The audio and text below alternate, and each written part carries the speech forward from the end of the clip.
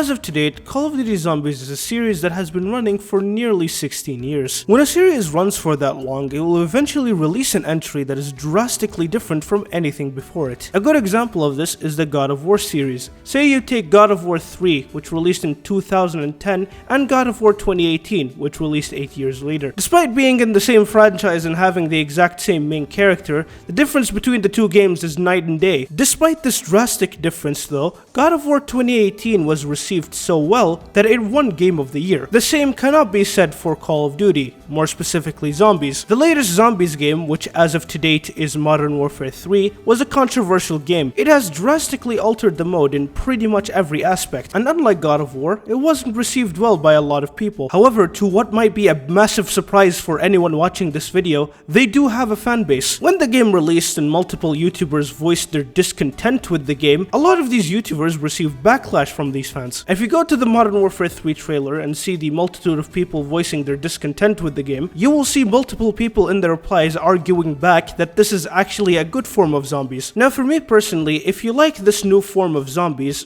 I don't care. If you've spent your $70 and genuinely enjoyed Modern Warfare 3 Zombies, then good on you, I'm happy for you. But I've had an issue with one of the main points that people have been making about the older games, which is that these games were outdated. So instead of doing the normal thing and replying to these people in the comments, I instead decided to spend over 4 months making this video. The game that I decided to review regarding this subject is Black Ops 1. The reason I picked this game is because this is the game that most people have started on. It's the game that had made people fall in love with zombies, and I wanted to see if that was still possible. I have probably played this game more than any other person in the planet in the past 5 months, and while this game is nowhere near perfect, it is one of my favorite games in the series. So without further ado, let's get on with this video.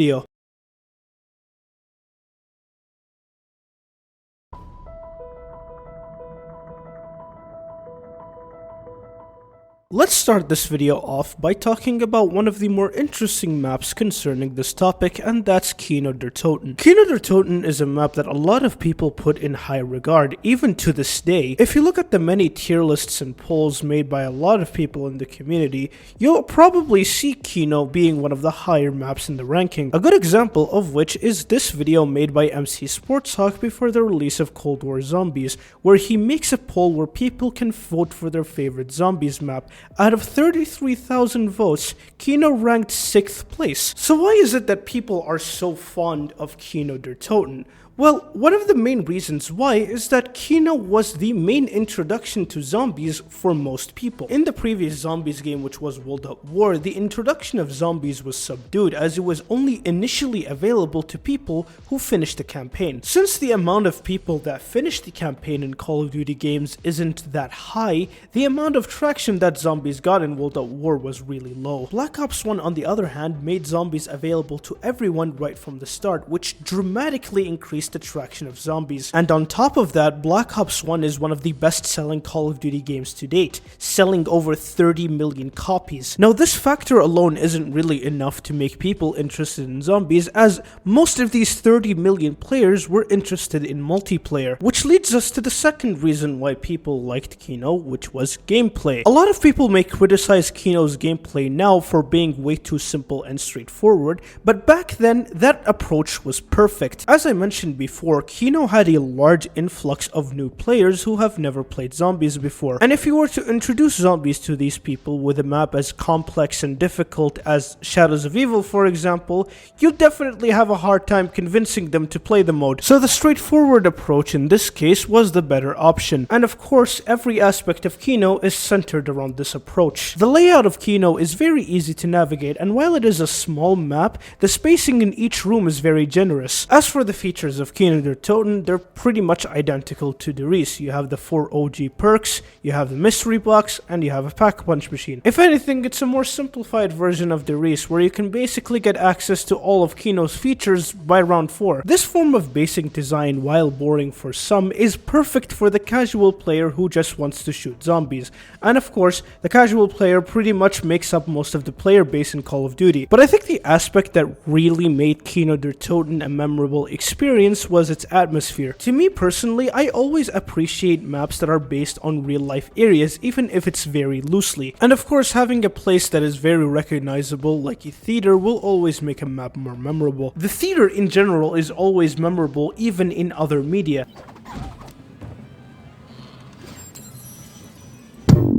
And of course, there's no place more memorable to Kino than the stage itself. One of my favorite things about this map is turning on the power is such an exaggerated event. As soon as you turn on the power, the curtains on the stage start to unravel, you see the roof starting to crack, you see the large-ass teleporter on your right, and of course you see the projector screen going down and the projector starting. It's a pretty minor portion of the gameplay, but I genuinely love the attention to detail that they put into something like this. Another aspect of Kino's atmosphere is the rooms that you teleport to when you use Pack-a-Punch. After being in the projector room for about 30 seconds, you may be teleported into a random room that is completely outside of the theater. First of which is a conference room that is likely a reference to either 5 or the Black Ops 1 campaign in general. The next area you can teleport to is this operating room that likely resides in one of Group 935's facilities. And finally, the last area you can teleport to is a child's room. This room of course belongs to Samantha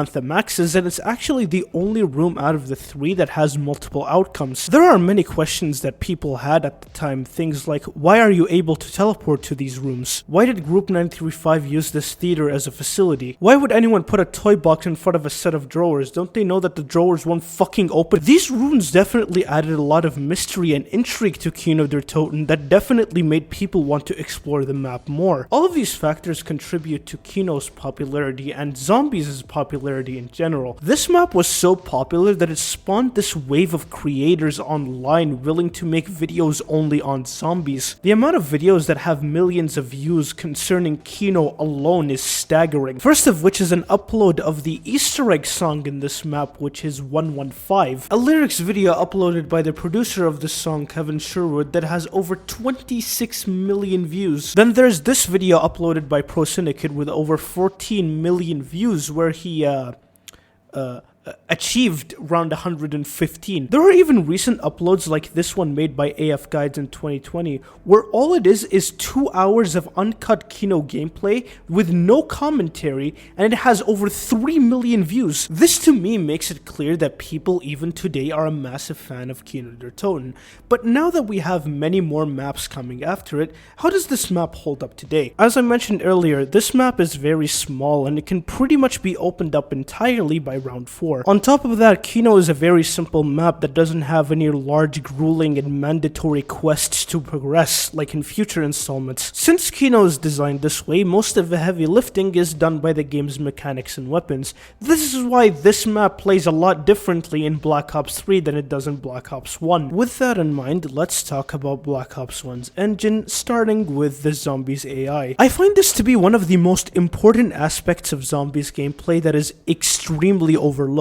Having bad Zombies AI can make the game extremely frustrating to deal with. One good example of this is Black Ops 4. In an effort to make the game mode harder, Treyarch designed the zombies in BO4 to be as unpredictable as possible. In order to achieve this, they did things like making the zombies have no recognizable pattern or consistent speed, bombarding the player with special enemies that have attacks ranging from crowd control to explosive damage to ranged attacks, and finally, by moving far away enough from the zombies, they will despawn and respawn in front of you to make map navigation more difficult. To me, it seems these decisions were done for the purpose of making training a more difficult strategy. And sure, while training is technically harder in this game, these changes seem to be more artificial and obnoxious than they are good. For example, it is completely abnormal for a group of zombies to despawn and respawn in front of you if you happen to get far enough away from them. When the player gets ambushed like this, it does not come off as natural because zombies don't normally behave like that, and more so comes off as an artificial design by the developers to throw off the player. It's the equivalent of a horror game using jump scares to scare off players. But the worst part of these changes is that they've become redundant due to Black Ops 4's overpowered mechanics. By running Dying Wish and Winter's Wail like I pretty much always do in every single match of Black Ops 4, these changes become completely redundant. But since these mechanics work as compromises rather than solutions, the gameplay maintains the same difficulty as before, but the game is is now more restrictive. You either run these perks and go back to the difficulty that the developers thought was too easy, or you don't run these perks and the gameplay is now more obnoxious. And Black Ops 4 isn't the only game that has these types of issues. You have the zombies in World at War that stop you in place when they hit you, which means that if the zombies were to hit you in places like narrow corridors or small rooms, you're pretty much fucked. But unlike these two games, most of the zombies games do a pretty good job in this department. Black Ops 1 in particular is probably one of the best. All of the zombies have consistent speeds and a recognizable pattern, and the zombies' hit speed in this game is forgiving enough to make it manageable to train in smaller areas. As for the special enemies introduced in Kino Der Toten, there were two of them. The first one is the returning Hellhound from World at War. The World at War Hellhounds are still to this day some of the most intimidating bosses in zombies. They were extremely nimble, quick, and they had a lot of health. Doggrams in World at War were a difficult yet a welcome challenge because of this, but in Black Ops 1 their health was nerfed, which pretty much turned them into a free max ammo. However, the second special enemy introduced on this map was a much weaker addition. Perhaps the weakest addition on Kino Der Toten. The Nova 6 crawlers introduced on this map were pretty much universally hated by everyone. They are a shorter and a slower enemy that when killed produces gas that disorients players. Now granted, the disorientation that they do cause isn't as bad as future enemies later on in zombies, but I think that them being a mild nuisance still takes away from Kino's enjoyment. So unfortunately, the special enemies on this map aren't really that much of a strong addition, but what about the weapons? This is one of the most criticized aspects of Black Ops 1's gameplay in general. Most of the weapons in this game tend to drastically fall off in early rounds. One of the main factors on why this is the case is because Black Ops 1 is one of the only games in the series that doesn't have any way to increase the longevity of weapons. In comparison, every single game released after this one does have a way to increase the longevity of weapons. In Black Ops 2, the perk Double Tap was reworked. Originally, the perk's only function was to increase your fire rate. Now, it increases your fire rate and it doubles the damage of bullet weapons. This of course made such a massive difference with weapon damage, as some weapons like the DSR can consistently kill zombies in the early 40s. In Black Ops 3 you're able to get alternate ammo types by pack-a-punching your weapon multiple times. AATs will periodically activate while you're shooting your weapons, and these abilities do infinite damage, which pretty much made weapons usable at any round. In Black Ops 4 the health system was altered to make it so that zombies' health will stop scaling after round 35. This of course made it so that if any weapon was strong in the mid-30s, it will be strong at any round. And finally, in Cold War, a new upgrade system was introduced, which was rarities. This took the Cold War weapons, which were already pretty strong on their own, and made them even more powerful. All of these additions that I just mentioned from each game increases the longevity of zombies matches. In contrast though, Black Ops 1's only way to increase weapon damage is via pack-a-punch. Now you may be thinking that there's another game like Black Ops 1 where the only way to increase longevity of zombies matches is via pack-a-punch. So why is it that Black Ops 1 gets criticized when World at War doesn't? Well, the difference here is that World at War guns are much stronger than Black Ops 1. A good portion of World at War weapons can still get a lot of kills even in the mid to late 30s. On the other hand though, most of Black Ops 1's weapons tend to struggle within the mid 20s, even if you go for headshots. To elaborate on this, the Thompson Wallby in World at War on its own is pretty much stronger than 90% of Black Ops 1's weapons, which is kind of funny now that I think about it, because the World at War maps were remastered in this game and the Thompson was ported from World at War to Black Ops 1 in these remasters, making it one of the strongest weapons in this game. With weapons in Black Ops 1 being this weak, rounds tend to be a lot slower than that of future games. A lot of people may find issue with this, but personally I've never had a problem with it. While these additions exponentially speed up the high rounds, like in this game of Firebase C where I got to round 100 in 3.5 hours, the problem with them is that the role of every weapon in the game tend to intertwine. There's no discrepancy between box weapons and wall weapons anymore. Every single weapon is useful in almost every situation. For example, in Black Ops 3, every single weapon was buffed exponentially. As such, box weapons like the Man of War and the Haymaker are still incredibly strong strong even in the late 30s. However, wall weapons like the Vesper are still competitive in the lower 30s, being capable of clearing out multiple hordes without running out of ammo. Hell, even starting weapons like the Shiva can get you kills in the 30s. Since this is the case, every single weapon in the game has similar performance until you get to round 30. But it doesn't end there. The existence of double pack-a-punch makes it so that every single weapon in the game that isn't explosive has similar performance at any round. What this means is that wall weapons and box weapons have similar performance at any round, and since wall weapons have the added advantage of ammo refills, why the fuck would you ever go for box weapons? You'd think by making every single weapon in the game extremely powerful, you're provided with more weapon choice, but ironically you've diluted the weapon choice to that which is convenient. Almost every single high round strategy in any of Black Ops 3's maps rely on the wall weapon present in the location you're training or camping in. But at least in Black Ops 3 there is an incentive to get the weaker wall weapons to get points. In Black Ops 4 though, the point system has been changed. Every single weapon gets the same amount of points regardless of how many bullets you shoot. Again, the discrepancy is completely lost here. There's no point in getting weaker weapons because stronger weapons get the same amount of points. But at least in Black Ops 4 you have to actually earn the weapons that have high damage. In Cold War though, you can just simply spawn in with whatever weapon you want. Thanks to this feature, wall weapons and the mystery box, two of the most pivotal parts of Call of Duty Zombies, have become redundant. What's next? Are you going to tell me that another pivotal part of zombies like perk machines will also be redundant? Oh wait, we're already going down this path. Now, don't get me wrong, it's not like I hate a lot of these games purely because of the way that their weapons work. I think that the maps that they have are good enough to compensate for this issue. However, I do think that buffing weapons to such an absurd degree takes away a lot of zombies' innate progression system. I'll talk about this more when I get to the 5 section of this video, but for now, let's talk about Kino Der Toten's gameplay. There are actually a variety of high round strategies that you can do on Kino Der Toten. First of which is of course the iconic stage. It's very wide open, which makes it very safe, and even if you do happen to get in danger, there's a teleporter by you if you need a quick getaway. And even if you happen to die, Jug is in the exact same area, which makes it very easy for you to get back on your feet. A drawback of this strategy though is that zombie spawns are a little slow, so if you're not a fan of this, you can simply pick another strategy that is a bit faster but a bit less safe. Like for example, the lobby strategy. This area definitely doesn't have as much space as the stage,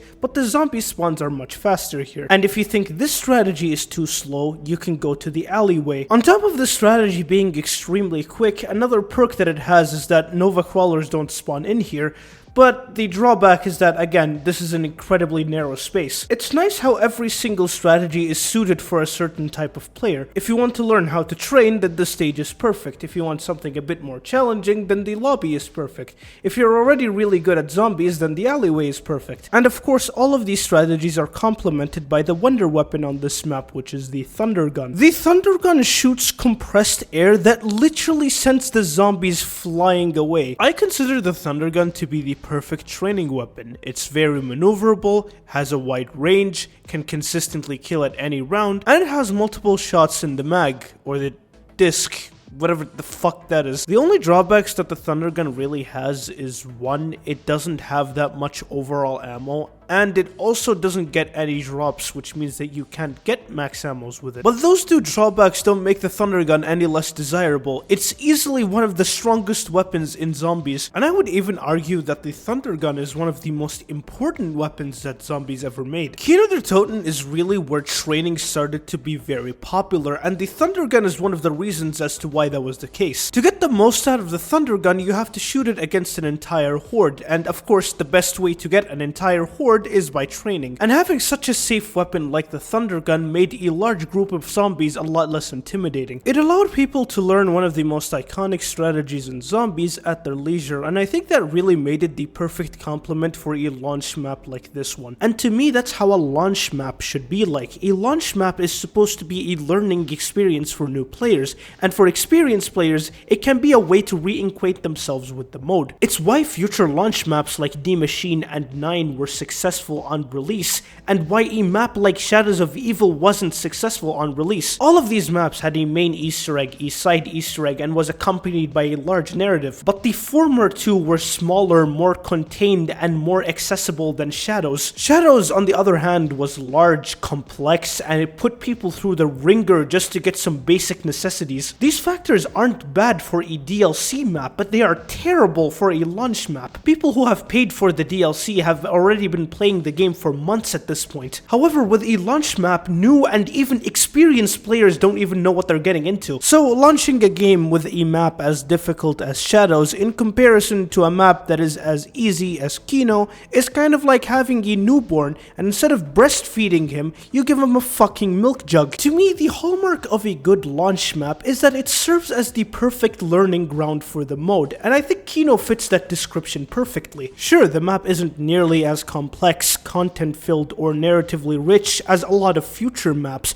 but in my opinion, it doesn't have to. Maps aren't necessarily required to have these qualities so that they can be enjoyable. Sometimes maps that are toned back and doesn't require a lot of brain power to play can just be the perfect map to play for a relaxing game of zombies. And whenever I go back to play Kino Der Toten, that would be the reason why I would want to play it. However, Kino Der Toten wasn't the only launch map in Black Ops 1. There was another map released with Kino Der Toten, and well, this map is unlike anything that was released before it.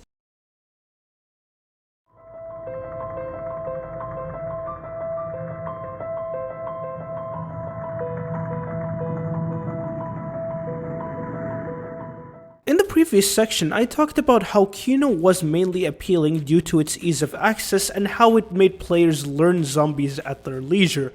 So what happens when you make a map that is the complete opposite of that? 5 has to be one of the most despised launch maps in all of zombies. Unlike Kino, which provided leeway for new players, was very easy to learn, and was available right from the start, 5 was harsh, complex, and required the player to go over a massive hoop to even access the map. In order to get access to 5, you had to finish the Black Ops 1 campaign, similar to Kino Der Toten in World at War. It was a cool Easter egg for people who finished the campaign, however 5 wasn't loved nearly as much as Noct. To find out why this was the case, let's start off with 5's first impressions. 5 is a harsh map even in the beginning of the game. You spawn into a boardroom that has a lot of large tables in the middle. These tables take up the majority of space within this area, making the area feel incredibly narrow and cramped. And of course, in a game mode like Zombies, where room space is as important as the weapons that you're holding, the game overwhelms newer players as early as round 4, but even after you leave the starting room, it doesn't really get much better. The majority of weapons you're provided are SMGs with very low ammo and damage. On top of that, every single room you go to until you turn on the power is really cramped. Now you may be asking, what about the war room? It looks pretty spacious. Well, that is true, but see, you're eluded into thinking that you have more space than you actually do. Surrounding this area is a bunch of computers and railings that narrow down your path, and you have 2 buyable debris that completely block an entire side of the area. In order to get rid of both pieces of debris, you have to spend 2,500 points. Since your situation is quite dire with your low damage SMGs, 2,500 points is better spent going for the power than opening up this area. And after you turn on the power, that money is still better spent elsewhere, like in Jug or in other weapons. Especially since in this map, in order to get the box, you have to open up an additional door after turning on the power. In most cases in Zombies, players should have Jug for the increased health and a reliable weapon to not be overrun by round 7 or 8. And while 5 is very hectic with the way that it's designed, this is still very manageable. However, 5 gave new players and even experienced players an unexpected curveball. Ah, perfect. Here's our obligatory dog round. Right on time. I was actually running low on ammo, so I needed to set... Wait, who the fuck is this? This is the Pentagon Thief, one of the most unique boss zombies we've ever gotten. His objective is not to kill the player, but to steal their weapons. If he happens to steal your weapon before you kill him, you have to chase him around to get your weapon back. If you don't do so in time, your weapon is now completely gone. On one hand, having the knowledge that he won't kill you makes this a lot less stressful.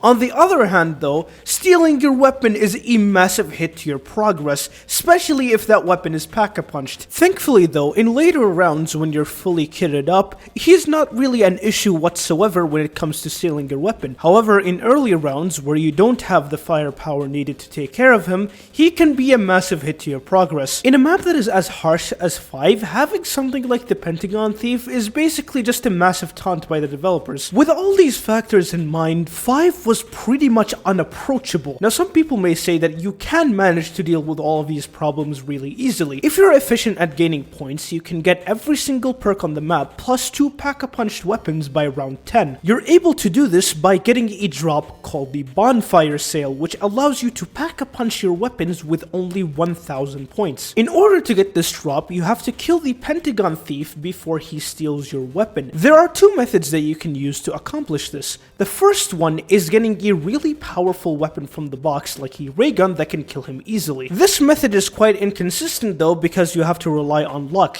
The second method though doesn't require luck at all. One of the more unique aspects of the Pentagon Thief is that he doesn't spawn in if you don't turn on the power. You can use this to your advantage by accumulating enough points to pack-a-punch before turning on the power. The strategy that I commonly use to accomplish this is to camp in the elevator on the top floor with the MPL until round 7 or 8 when I have enough points. People would point out a strategy like this and ask, well, why don't these players who think that 5 is a harsh map use these strategies in order to progress? People who say this tend to overestimate the skills of an average player, especially an average player back then. When Black Ops 1 released, most people weren't even aware of the concept of training, and even when more people started using the strategy, it wasn't like they were even good at it. Asking a 2010 average zombies player to implement these strategies perfectly is like asking a toddler to climb a fucking mountain. Of course, people would prefer Kino, which in this analogy should be the swing set,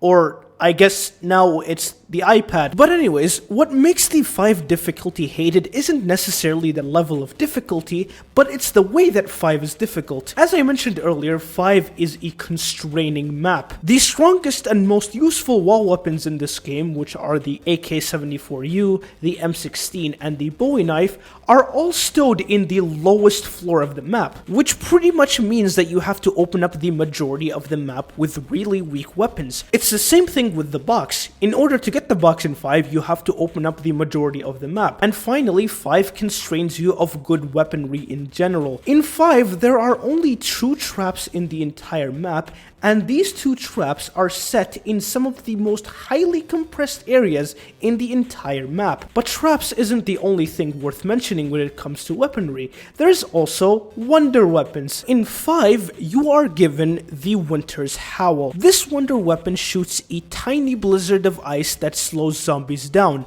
The more you shoot this weapon, the more the zombies will slow down and they will eventually die. For a weapon like this to be effective, it needs to kill zombies consistently within a certain amount of shots, and it needs a lot of ammo as well. The problem with the Winter's Howl is that it has neither of these things. The pack-a-punched Winter's Howl stops being a one-shot kill on round 19, and it only has 45 shots of ammo. It is pretty much almost under every single metric one of the worst wonder weapons in all of zombies. However, despite all of these negatives, there are still a lot of things that people appreciated about 5. There are a few new innovations on this map, first of which is the aforementioned bonfire sale I talked about earlier, but there was another drop introduced on this map, which was the death machine. This one is pretty self-explanatory. You pick it up and you get a death machine with unlimited ammo. Granted, it does fall off a little in the mid-30s, but it's still pretty strong up until then. And 5 also introduced buildables. Kind of. Around the map, there are 2 trap pieces that you can pick up and insert into the security scanners on the top floor, turning them into traps. These innovations were pretty cool additions to the map, but the thing that really made 5 memorable was, again, like Kino, the atmosphere. While Kino took the subtle approach with an abandoned theater, this map takes the complete opposite approach. 5 is set in the United States Department of Defense headquarters, also known as the Pentagon. While the majority of places that you go to on this map are mostly fictional, being in one of the most important military landmarks in the United States States is so fucking cool. Little bit of a fun fact, the Pentagon was actually shown in the campaign as well, and it had its own entire mission. However, in this mission, the game did not allow you to interact with anything. It was nothing more than a long cutscene, and it didn't allow players to explore the area whatsoever. So it was especially a cool feeling when you're able to explore this area after beating the campaign. And what especially enhanced the experience were the characters that you played as. In the previous maps, your main cast were the 4 Ultimus characters. These characters were a fan favorite for sure, but if we were to have them in every single map, it may have gotten a little boring, and Treyarch thought so too. So on this map, they decided to give off the first celebrity cast, but it's not just any 4 characters. In over-the-top fashion, Treyarch decides to give you 4 massive figureheads from the Cold War era. Characters include United States Secretary of Defense Robert McNamara, United States presidential candidate Richard Nixon, Cuban Prime Minister Fidel Castro, and most important of all, United States President John F. Kennedy. Seeing such important men of American history playing in a zombies map and making extremely goofy quotes is something that I never knew I wanted until I saw it. I was so excited to see if Cold War would have done something like this, but unfortunately it never did. But despite how cool this is, I have to admit the reason that these 4 are together makes absolutely no sense. I would tell you why this is the case, but I know of someone that is far better at explaining American history than I ever could. Well lads, it's the Frosty one here to give a supreme historical analysis of this map 5. First off, we got JFK and Castro in the same room during the height of the Cuban Missile Crisis. I mean, come on, these boys were arch enemies. This is like if Kim Jong-un today met up with, I don't know, Donald Trump. Oh wait, right. We also got pre-presidential Richard Nixon here for some reason. Even Castro knows that this is just BS. During the match, Richard even mentions the Watergate scandal. Even more scandalous is that this is anachronistic, since this didn't occur until the 1970s. Overall, from a historical standpoint, this map gets a 5 out of 1978. Why? Because that was the year the Steyr AUG was introduced. Treyarch, you absolute gowls! Hey, thanks Frosty. Regardless, it's really such a treat to play as these characters. All of these additions to 5 were really amazing, but the unfair difficulty made it very difficult for people to appreciate these things. But this was back when 5 was one of the only hard maps in zombies, but now the catalog of hard maps has risen significantly and the skill of the average player has also gotten much better. So with that said, how does 5 play today? 5 is still perceived as quite a challenging map, but it has gotten a lot more manageable than before. The main strategy for most is training in the war room, and despite the computers and railings in the middle, it's still a manageable training spot. The Pentagon Thief has gotten easier to deal with now that people know that he won't show up unless you turn on the power, and when people realize that they can put claymores by Jug to take care of him when he comes out, he has become a non-issue. However, the map remains challenging again due to its restrictiveness. The wonder weapon of this map is quite weak, and the weapons of Black Ops 1 in general are some of the weakest in the series. As such, mistakes that you are more prone to make on a map like this than a map like Kino are more likely to be catastrophic. For example, if you happen to get cornered or surrounded, you're pretty much screwed, as there aren't many weapons on this game that can save you, especially on this map where there is no PhD, so explosive weapons like the ray gun and the Mustang and Sally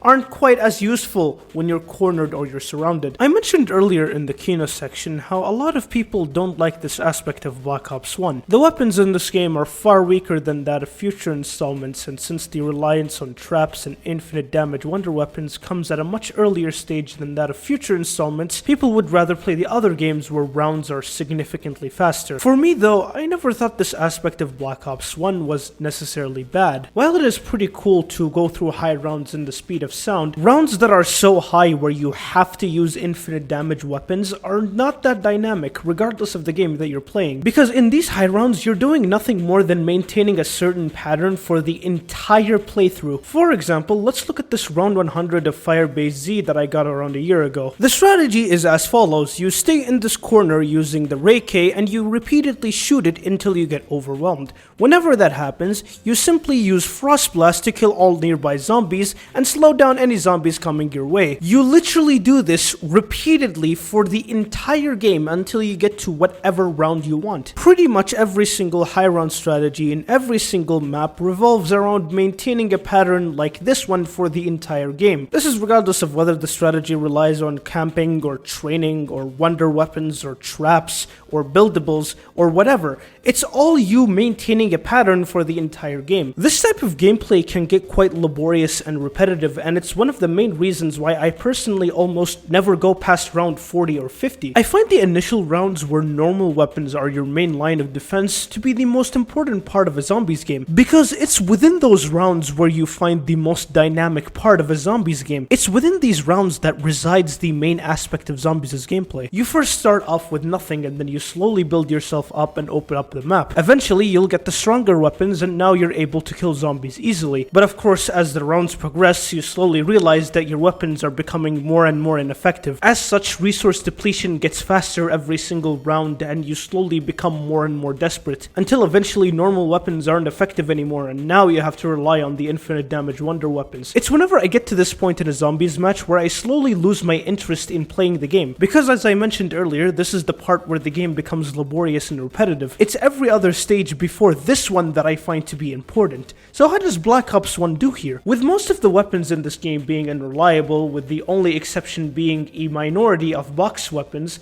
matches tend to be really random and chaotic. And personally, I think this aspect is one of the reasons why I find Black Ops 1 to be so replayable. Since you can't really rely on your weapons the majority of the time, every other thing matters a lot more. Whether that's your movement or the drops that you get, your mystery box luck, and I don't think that degrades the experience at all. If anything, it makes the game a lot more tense. Whenever you make an amazing play using your movement, or you finally get an amazing weapon out of the box, or you finally get that max ammo after being out of ammo for a while, it is such a satisfying feeling in this game. I mean, just look at our reaction here of getting a max ammo on round 24. Oh wait, the box is here. So many fucking crap. Let's go! Let's! Yes! Now again, don't get me wrong, I don't think that the other games are bad because they don't have this type of gameplay. I may personally have a problem with Black Ops 3's weapons being way too strong, but I know that that type of gameplay is more curated for the maps in that game. Those weapons are made to better enhance the experience of maps like Shadows and Zetsubo, where their long setup processes are the main highlight of the gameplay. The high rounds in those maps are fun because getting set up and opening up the entire map takes way longer and is more difficult than any of the Black Ops 1 maps. In contrast though, I find maps like the Reese, which are still enjoyable in Black Ops 3, to be far more enjoyable in Black Ops 1. Because in my opinion, I think that Black Ops 1's mechanics are just far more suited for simpler maps. To give a more direct example to 5, let's look at its remake, Classified, from Black Ops 4. Classified added an expanded map layout, a buffed wonder weapon, a plethora of perks, a couple of side Easter eggs, and a main Easter egg. A terrible main Easter egg, but a main Easter egg nonetheless. Superficially, Classified may appear as a major improvement over 5, but all of these additions came at the cost of one of 5's most fundamental aspects, which was the dynamic gameplay I mentioned earlier. With the massive alterations to Black Ops 4's weapons due to the health cap and the ability to get the Winter's Howl out of a side quest, the box is completely useless on Classified. There's also multiple ways to escape hordes, with the many perk combinations you can create, as well as the many elixirs you can use, as well as the specialist weapon you're provided. I'm about to say something that might sound unrelated at first, but bear with me. A lot of people tend to classify World at War, Black Ops 1, and a handful of Black Ops 2's maps as simple maps, when really I don't think that's the right description. Of course, there isn't any complexity in the things you are able to do on those maps, like in modern Black Ops 3, Black Ops 4, and Cold War maps, but the complexity was within the weapon sandbox. In those maps, you put a lot more thought into the loadout you want to use, use due to the mechanics that accompany those maps. However, in Classified, this weapon sandbox has been simplified to just pick up any wall weapon that is convenient to the strategy that you're using. This would be completely fine if you were playing on a map like Dead of the Night or Ancient Evil, because in those maps, opening up the map, getting Pack-a-Punch, and getting the wonder weapons is much more of a Herculean task. So in those maps, the stronger weapons are more compatible. But that's not the case for Classified. Classified has no complexity in its map design, nor does it have any complexity in its weapon sandbox, which makes the map completely hollow. My takeaway from this is that the engine of the newer games is better suited for complicated maps, while Black Ops 1's mechanics is better suited for simpler maps. And again, I think that 5 is a perfect example of this. 5 is designed to be extremely chaotic, and Black Ops 1's mechanics fit in perfectly with this, especially if you're playing this map with teammates, which is something I haven't touched on a lot on this section, so let's talk about it here. As I mentioned earlier, 5 has gotten much more manageable to play, but that's more so in solo. While the map is very harsh when it comes to the resources you're given, the amount of space you're provided isn't difficult to work with. However, playing this map with teammates, especially 4-player games, are nothing but pure unadulterated intensity. Due to the map being way too small to accommodate 4 players, gameplay tends to be extremely uneven and clustered. The only strategies that you really have is just camping in the elevators. The thing is, both elevators hinder the player in a different way. In this elevator, there are some collision problems due to teammates being in front of you all the time. This elevator, though, does not have that issue. However, there is a window on the back that can catch you off guard. Going from one floor to another takes a few seconds, which is enough time for the zombies to go from the floor they were in to the floor that you're going to. And even if you close the elevators, there is still a chance that a couple of zombies will slip into the elevators and try to kill you. So in order to use these strategies effectively, your reaction time as well as your coordination with your teammates has to be perfect. Otherwise, you would get moments like this. And so, hey lads. What the fuck? You went into a door frame. What the fuck? And to me, this is really the beauty of 5. It's a map that really tests the player when they're just given the bare minimum, where one single mistake or misinput can lead to the demise of an entire team. Maps like this that take out the most of your skill are very uncommon, and that is mainly one of the reasons why I find 5 to be such a unique experience. A map that was once hated for its unfair difficulty is now appreciated because of the way that it presents difficulty. With the launch maps talked about, let's see how Black Ops 1 does in its first DLC.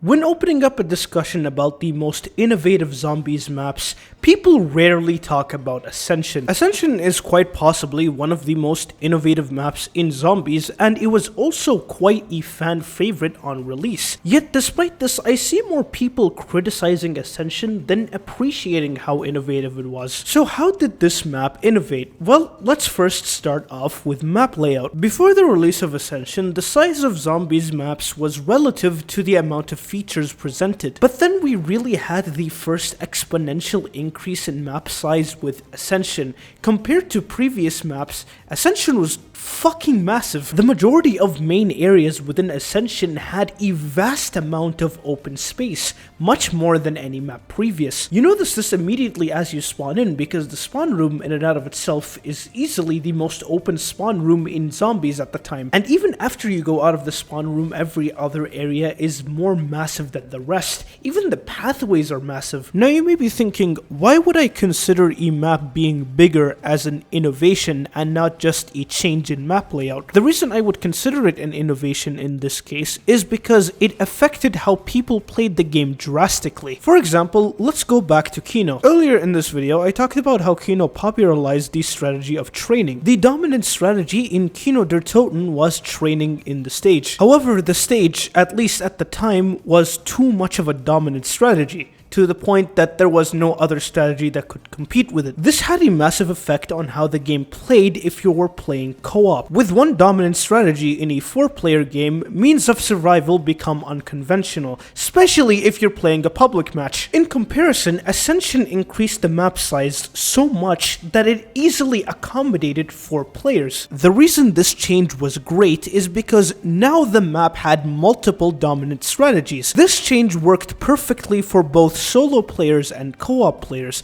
Solo players now had multiple strategies to choose from, and co-op players can now each train comfortably. There are a lot of areas on this map that you can train in, but I'm gonna only mention the most notable 4, which are the spawn room, the junkyard, the rocket pad, and of course, the most iconic and ridiculous of all, this area. Mere words cannot describe how dumb this area is. It is an empty square with one tiny obstacle in the middle. Look at how fucking massive it is! Anyways, another innovation Ascension made was with perks. Ever since the release of Verrucht, Call of Duty Zombies only had the 4 original perks, and it was like this for multiple map releases in a row. With Ascension though, this was changed. 2 additional perks were introduced, and one of the original perks was removed, making this the first Zombies map to have more than 4 perks. The perk that was removed out of the original 4 was the least useful perk, which was double tap,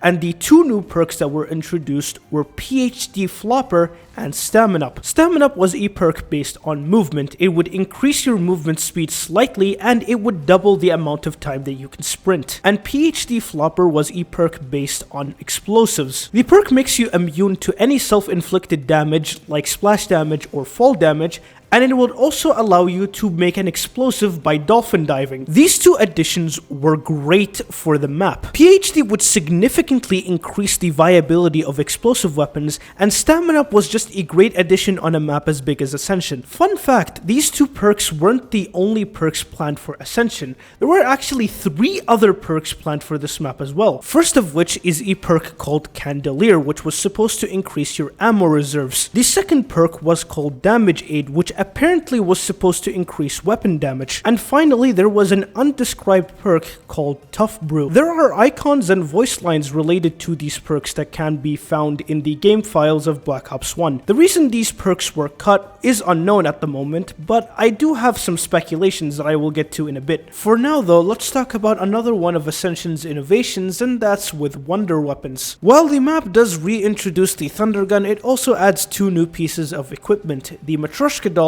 and the Gersh device. Matryoshka dolls are grenades that, when thrown, will produce a cluster of 4 grenades that create a continuous explosion. These grenades are actually so powerful that they can even kill in the early 70s. But even then, this piece of equipment pales in comparison to the Gersh device. The Gersh device is a piece of equipment that, when thrown, will create a black hole that pulls the zombies into it and make them disappear. It is as ridiculous as it sounds, and furthermore, you can even jump into this black hole and it will teleport you into a random place in the map. I genuinely love these 2 pieces of equipment. The problem though is that you have to pick one over the other. The reason for this is that both of them take up your tactical slot, so if you happen to pick one, the other one will get replaced. To me personally, I think it would make more sense for the Matryoshka doll to take up your grenade slot and for the Gersh device to take up your tactical slot, but unfortunately that's not how this works. Even then, these 2 things were a great addition to Ascension. However, there is one final innovation to this map that is probably considered to be far more important than anything I've just mentioned. Ascension is the very first map in Call of Duty Zombies to have a main Easter egg. Before this map, there was only little Easter eggs like the song Easter eggs or the fly trap in Doris. But these Easter eggs don't really have any storyline progression or reward. But in Ascension, we actually have a quest to achieve something. In this particular case, the goal of the main quest is to save Dr. Gersh. The majority of steps in this Easter egg egg are painless and very easy to do, and the reward that you get is a 90-second death machine. Reward is pretty much pointless, but the steps are so easy and quick that it doesn't really matter too much. What does matter is that this Easter egg started a trend of what is now one of the most defining parts of Call of Duty Zombies. The reason I think people loved Easter eggs so much back in the day is because it added to the zombie story in a very interesting and alluring way. The storytelling of Call of Duty Zombies was mostly in the background of gameplay, and it really made it so that people wanted to explore the maps to uncover more of the story. And with the addition of Easter eggs, this has become exponentially more apparent. It always feels like whenever you play these maps, there's just more beneath the surface. Granted, some of the theories that people had for these maps at the time were, interesting to say the least, but even despite this, the aura of mystery surrounding this mode is one of the main reasons why I enjoy it so much. With all of these new and amazing innovations, Ascension ought to be a massive hit that didn't have any major issues. Right? If I had to think of an example of how one singular flaw can ruin the experience of an entire zombies map, I look no further than Ascension. Ascension had one final innovation, and that was with boss zombies. Every few rounds, a bunch of space pods will start landing all over the map. From these pods will spawn in the boss zombie known as the Space Monkey. In similar fashion to the Pentagon Thief, the objective of the Space Monkeys is not to kill you, but to steal something from you. However, instead of chasing you down and trying to steal your weapon, these guys will spread out and try to steal your perks by destroying the perk machines. Whenever they're destroying a particular perk machine, the icon of said perk machine will start pulsing in your HUD. If these guys are left unattended, that perk is gone, and now you have to buy it again. So, in order to save your perks, you have to take care of them quickly. While you're protecting your perks, you also have to protect yourself, because if you happen to get in their way, they will start jumping, and their jump attacks can actually kill you. You know, the more I think about it, the more I realize that these monkeys are very similar to the Saiyans in Dragon Ball. They are mutated monkeys that invade your area via a space pod, try to steal your shit, and if you retaliate, they go ahead and kill you. We all say that Frieza was an evil man, but maybe we misunderstood him. Maybe he was just suffering from the Saiyans. Anyway, killing all of the monkeys will give you max ammo. However, if you happen to kill them before they touch any of your perks, you will get a new drop introduced on Ascension called Random Perk. Very self-explanatory, you pick this up and every single person in the match gets a free random perk. The coolest thing about this drop though is that when a player has 4 perks and picks this one up, they will actually get a 5th perk. This is one of the very few ways in zombies to bypass the perk limit. It's just a shame that getting this drop is pretty much impossible the majority of the time. The reason this is the case is because the monkeys are only designed with 4 players in mind. Whenever you're playing 4-player Ascension, every single person can hold one single perk and defend it. However, if you're playing with a lower amount of players, more specifically solo, you can't defend every single perk. What normally tends to happen in this situation is that you go to defend the most important perk, which is Jug, and you just can't do anything about the rest of the perks. Now, I want to make it clear that on very rare occasions, you are actually able to defend every single perk in solo and even get a random perk. However, the only 2 ways to do this is you either get a nuke at the end of the round and use it to kill all of the monkeys, or you happen to get a really powerful weapon like a ray gun, and the monkey's pathing is so perfect that you can kill them all instantly. The thing is though, is that these 2 scenarios are so rare that it doesn't really matter all that much. For the majority of the time, you just can't do anything about your perks being stolen. Now, some people may say that the monkeys aren't that much of an issue, as you can simply rebuy your perks with the enormous amount of points that you've accumulated, and as such, they don't make the game harder in the slightest. And while I absolutely agree with that, the problem with the monkeys isn't in the way that they affect difficulty. What I don't like about the monkeys is that the game is essentially taking a portion of my progress and wiping its ass with it. Sure, you can regain that progress, but now you have to go around the entire map just to rebuy your perks, and then lose them in a few rounds.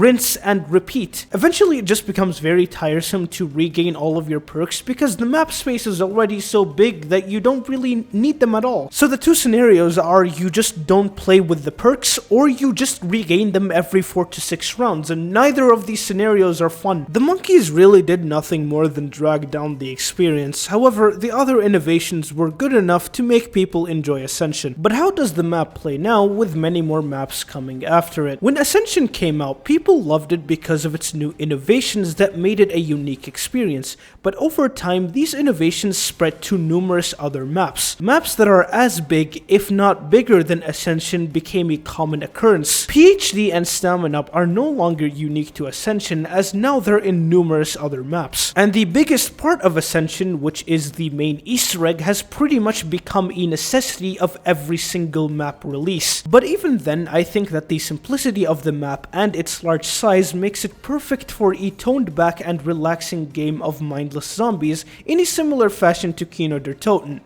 Is what I would be saying if it wasn't for the monkeys. The monkeys are still as obnoxious as they were on release, and it has never gotten better. In fact, I think it has actually gotten worse because of the addition of Mule Kick. Mule Kick adds competition between PhD and Stamina Up. The issue with that is that you can no longer defend every single perk comfortably unless every single person runs the exact same 4 perks, and more likely than not, that doesn't happen. Now, this is purely speculation, but I think that this is probably why they didn't add those perks I mentioned earlier. With the many combinations that you could have done with these perks, it would have been pretty much impossible to defend them from the monkeys. Now, of course, it could be because of time constraints that they never added these perks, but the monkeys could have also been a reason as to why these perks were removed. But that was the main gameplay side of things. What about the Easter egg? Ascension's Easter egg is quite possibly the simplest Easter egg in all of zombies. To preface, let's look at the steps. Starting from the beginning, you get a Gerst device and throw it outside of the map right here.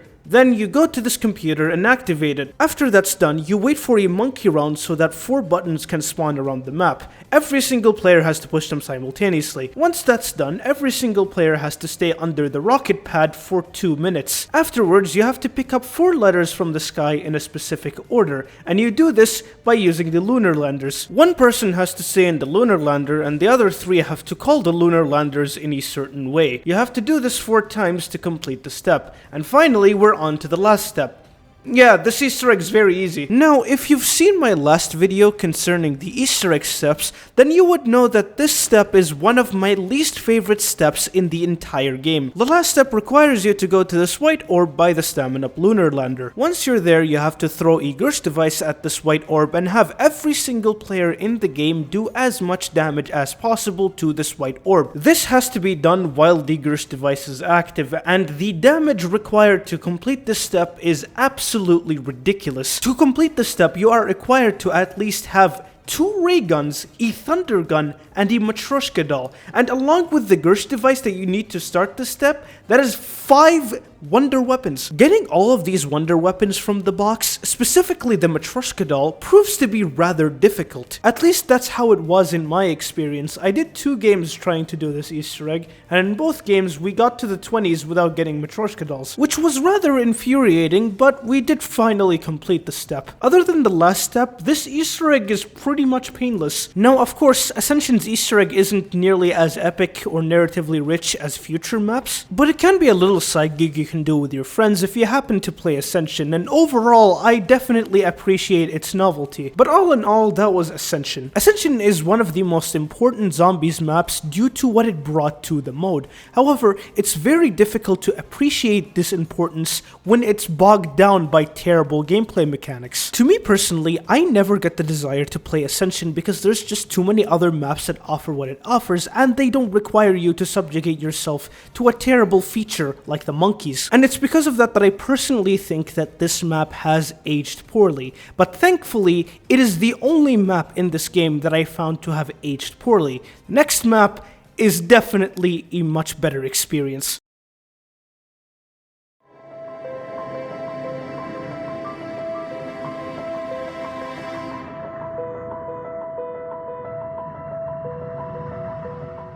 Up until this point, Call of Duty Zombies was mostly developed using assets from the campaign and multiplayer, but with each map release, the developers were given more to work with. For example, before the release of Shin Onuma, voice acting was reduced to pretty much the bare minimum, but then we get the introduction of the 4 OG characters, with notable voice actors like Nolan North being hired to do a lot more work than before. A similar case is with map design. Maps were mostly made using assets from multiplayer maps and campaign missions. With that in mind, the developers were only limited to whatever was available for them within the game. But with the release of Call of the Dead, Zombies has become recognized as its own titan that can compete with the other 2 modes available in Call of Duty. The map was given the green light to do so much that previous Zombies maps were never able to do. And it really pays off because Call of the Dead is often regarded as the best Zombies map in Black Ops 1. But similarly to Ascension, there are a lot of people that criticize Call of the Dead and do not consider it to be that high of a tier. But are these criticisms valid, or are they just massive over-exaggerations? Well, let's see. To start this section, I want to preface the freedom that the developers were given to make this map. At the time of its release, Call of the Dead was by far the biggest map ever made. Now, it is comparable in size to Ascension, but the massive difference was that Ascension was made with assets from the multiplayer and campaign. Things like the launch of the rocket, as well as the majority of the playable area, is used from the multiplayer map launch, as well as the campaign mission executive order. Call of the Dead, on the other hand, is mostly original with only some partial use from the campaign mission Project Nova. Some may ask why this makes a difference, and the reason that it does is because they have more freedom in how they can design the map. First noteworthy thing is verticality. Campaign missions and multiplayer maps rarely have any significant verticality. This is especially the case in multiplayer because maps with large structures aren't really that much of a fan favorite, so assets for said large structures are very scarce, and even when they do exist, it's very difficult to manipulate these structures to work in a Zombies map. But when you have the freedom to make assets from the ground up, you can easily make vertical structures like the Call of the Dead lighthouse. Another noteworthy thing is map flow. When designing a Zombies map with structures that are already built, it's pretty difficult to make these sections interconnected. But when you have the freedom to make the design however you like, you can easily make interconnected sections. It allows for transportation methods like ziplines to be used a lot more efficiently. The final noteworthy thing is the setting of the map. When you're forced to use assets that's based on a certain setting,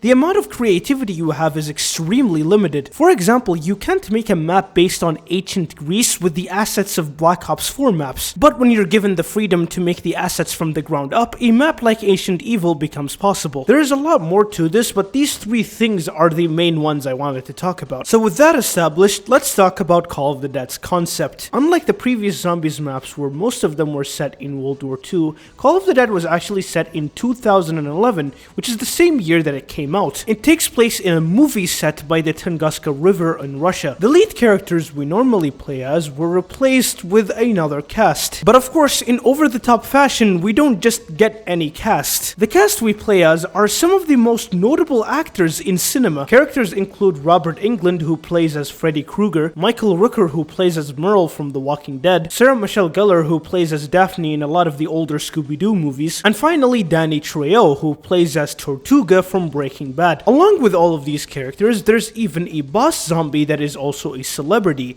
which is the movie director George Romero. This lineup of characters is by far some of the most unique we've seen in Call of Duty in general. Now, of course, there are plenty of popular actors that have voice characters in Call of Duty. Hell, there's a lot of them in this game, but what separates the Call of the Dead lineup from all of these characters is that the actors voice themselves. They don't voice a certain character. And unlike 5, which features characters that were prevalent decades ago, this map features characters that are prevalent in modern times. Now, granted, some of these quotes are a little, Frostbite was so not on my list of things to do today. Getting frostbite, guys, is so not on my list.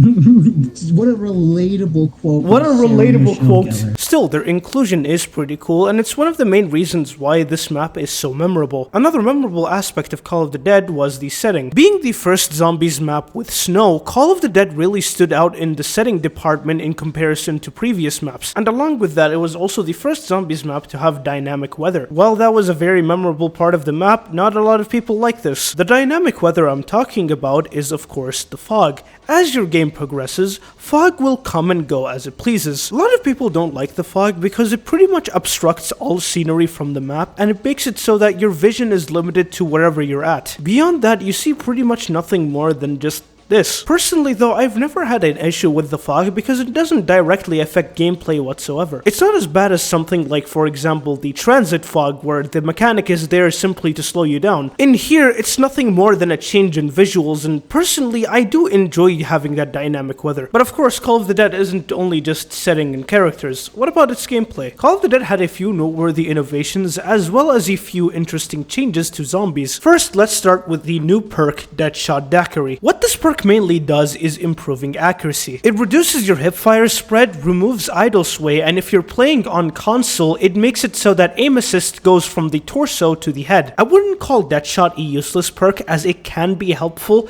but compared to every other perk in the game, there is no point in running it, especially in the PC version of Black Ops 1 because there is no aim assist on PC. I would say that this perk is pretty useful for newer players or people who just don't play multiplayer shooters. Of course, I don't have that problem because I have pristine aim. Listen, your boy used to play a lot of Warzone, alright? I still got it even today. I mean, just look at this masterful gameplay on display. Look at the inhumane reflexes, those immaculate shots, those flawless movements. Rarely do I make a blunder. Rarely do I falter. Rarely do I...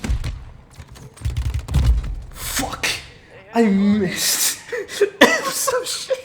Anyways, Call of the Dead introduced two new wonder weapons, the Scavenger and the VR-11. First, let's start with the Scavenger, which is one of my personal favorite wonder weapons in zombies. The Scavenger is a sniper rifle that shoots explosive bolts. The bolt doesn't explode immediately, but when it does, it creates a massive explosion that vaporizes every single zombie in its range. However, the Scavenger does not do infinite damage as it stops being a one-shot kill on round 43. But up until that point, it is an incredibly powerful wonder weapon, and it is a very important tool to use when taking down George. Next is the VR-11, which, despite being one of the most unique weapons in zombies, it is also considered to be one of the worst wonder weapons in all of zombies. The VR-11 will have a different effect depending on whether you shoot it at a zombie, at George, or even a teammate. Shooting the VR-11 at a zombie will turn it into a human, which will distract the other zombies and take them away from you. However, if you decide to shoot that same zombie 2 more times, it will explode and kill all zombies by it. Shooting George with the VR-11 while he's in the water will cause him to disappear temporarily. And finally, when you shoot a teammate with the VR-11, it will give that teammate zombie blood as well as insta-kill. While these effects are pretty cool and are very useful, the problem that I have with the VR-11 is that it's flawed conceptually. Instead of being an incredibly powerful weapon that kills hundreds of zombies, the VR-11 plays a support role instead. The wonder weapon essentially lets your teammates have the fun and you have none of it.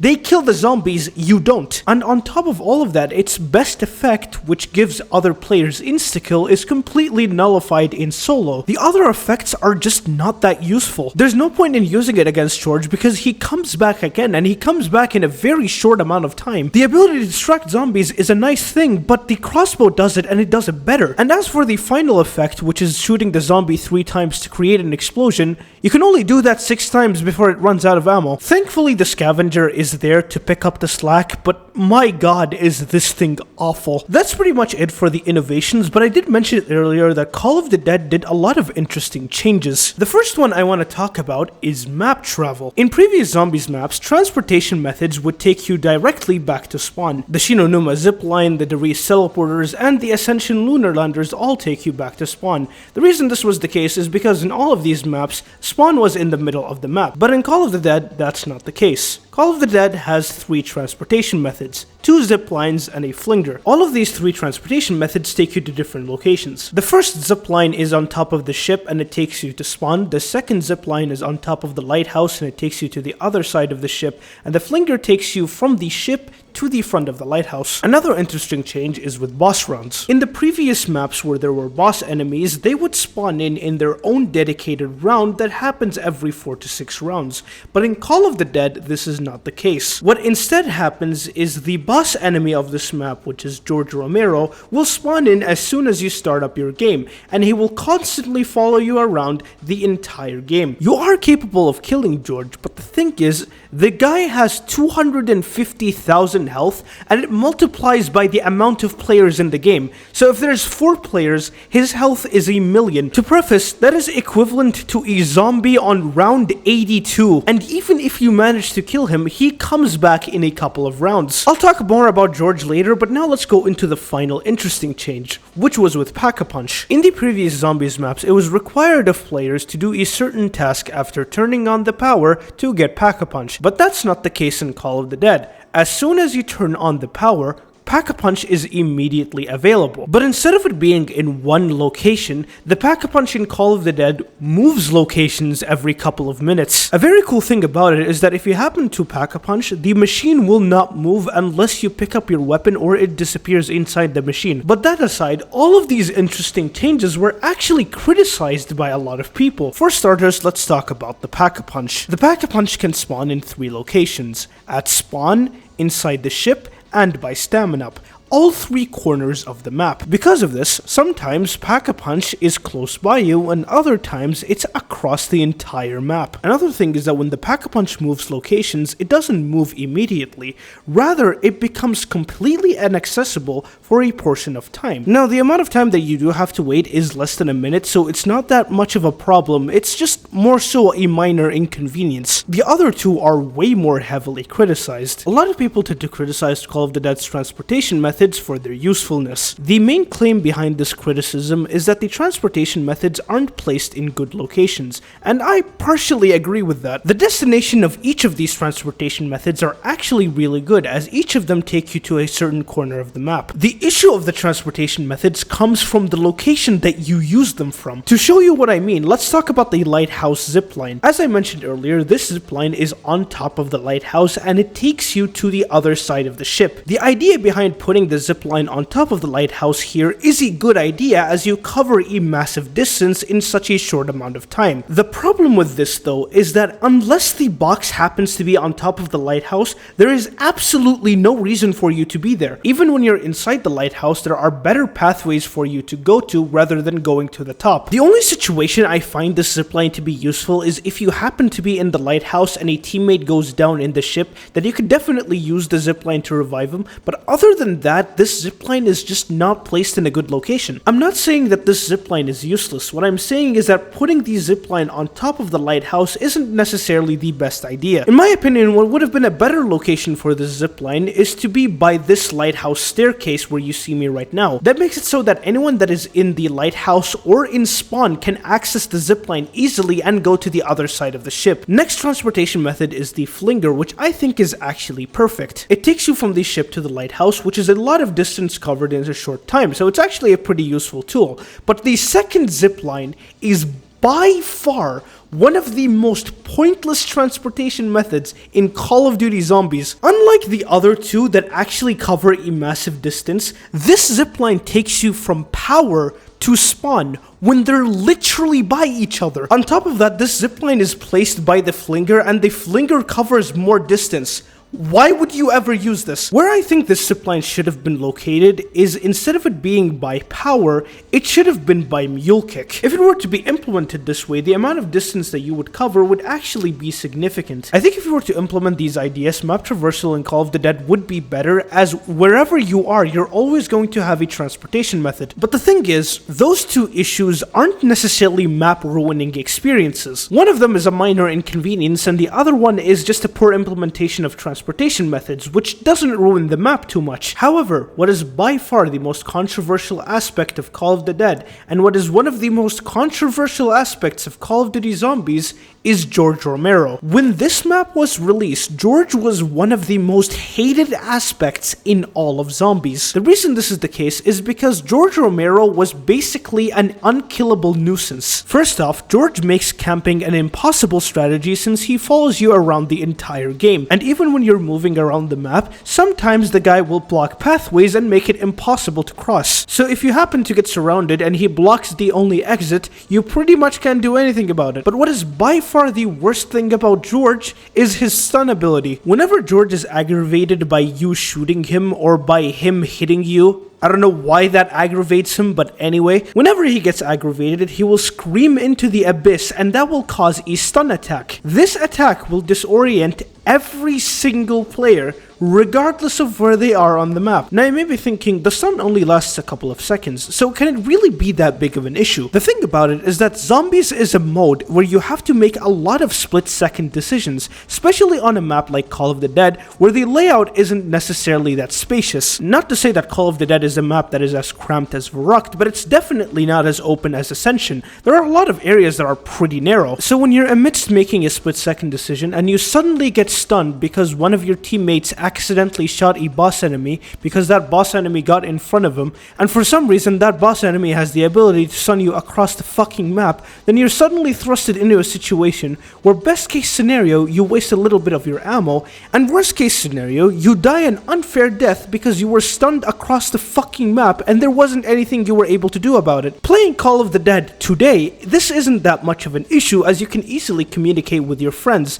But imagine playing this map in a public match. A lot of people tend to forget that people who played Black Ops 1 public matches made up a massive portion of the player base at the time. And as many of you guys know, trying to convince anyone in a public match to do anything is like trying to convince reaction channels to stop stealing other people's content. However, despite the many bad aspects of George, it is not impossible to kill him. If you manage to convince your team to actually take down George, then he only becomes a problem in the earlier rounds. In the later rounds where everyone is set up, taking down George is a manageable task, and the reward that you get out of killing George is monumental. Every single time you kill him, you get a death machine as well as a random perk. And if there's one person in the lobby that has done the Call of the Dead Easter egg, even if it's only one person, then that death machine reward is actually replaced with a Wonder Waff. This massive reward gives players incentive to kill George every couple of rounds. But despite how monumental these rewards are, some people don't think that they're good enough to compensate for the fact that George is an incredibly infuriating boss to deal with. George was really the main determining factor as to whether you enjoyed Call of the Dead or not, and it's the reason why I spent so much time talking about him. But for a lot of people at the time, his implementation was really poor, and he really did drag down the experience for these people.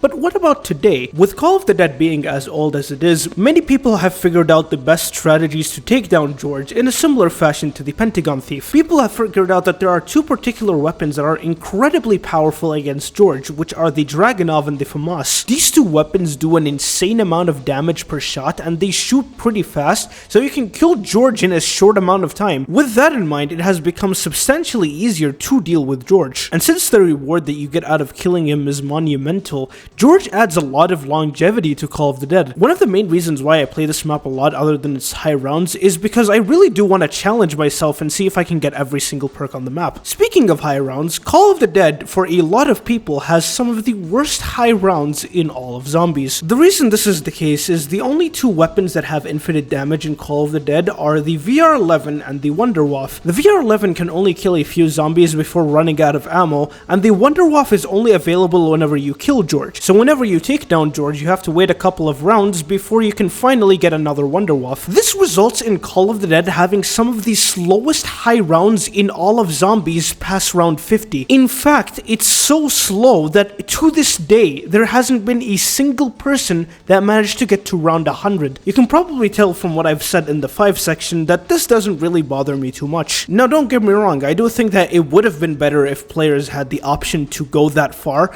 but honestly for me and the majority of people who play Zombies, this isn't that much of a massive requirement. But as for getting to round 30 to 50, this map is a ton of fun. There's a few areas on this map they can train in. Examples include the spawn area, the front of the lighthouse itself, and also there's the area by Speed Cola. The Scavenger is a very fun wonder weapon to use, and it is effective up until the point where I would normally leave, so I don't really have a problem with it not being infinite damage. And finally, last but not least, there's the Easter egg. Call of the Dead has one of the most unique Easter eggs in all of Zombies, as the amount of steps that you have to do differ differ depending on whether you're playing solo or co-op. This was an incredible feature that allowed anyone to complete the Easter egg without the requirement of getting teammates. Surely they're gonna implement this amazing quality of life change to every other Easter egg after this one, right?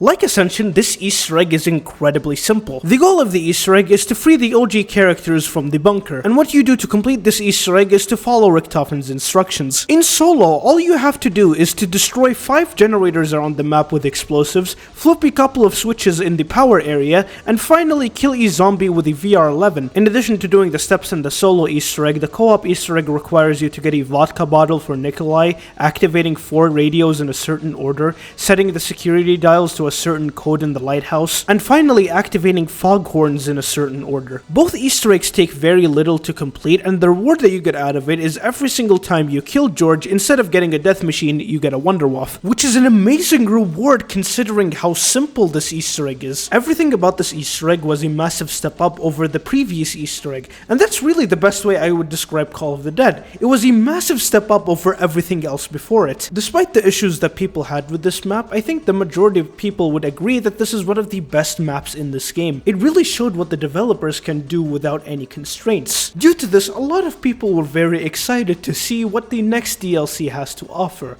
Little did they know that this map would be one of the most hated maps in Call of Duty Zombies.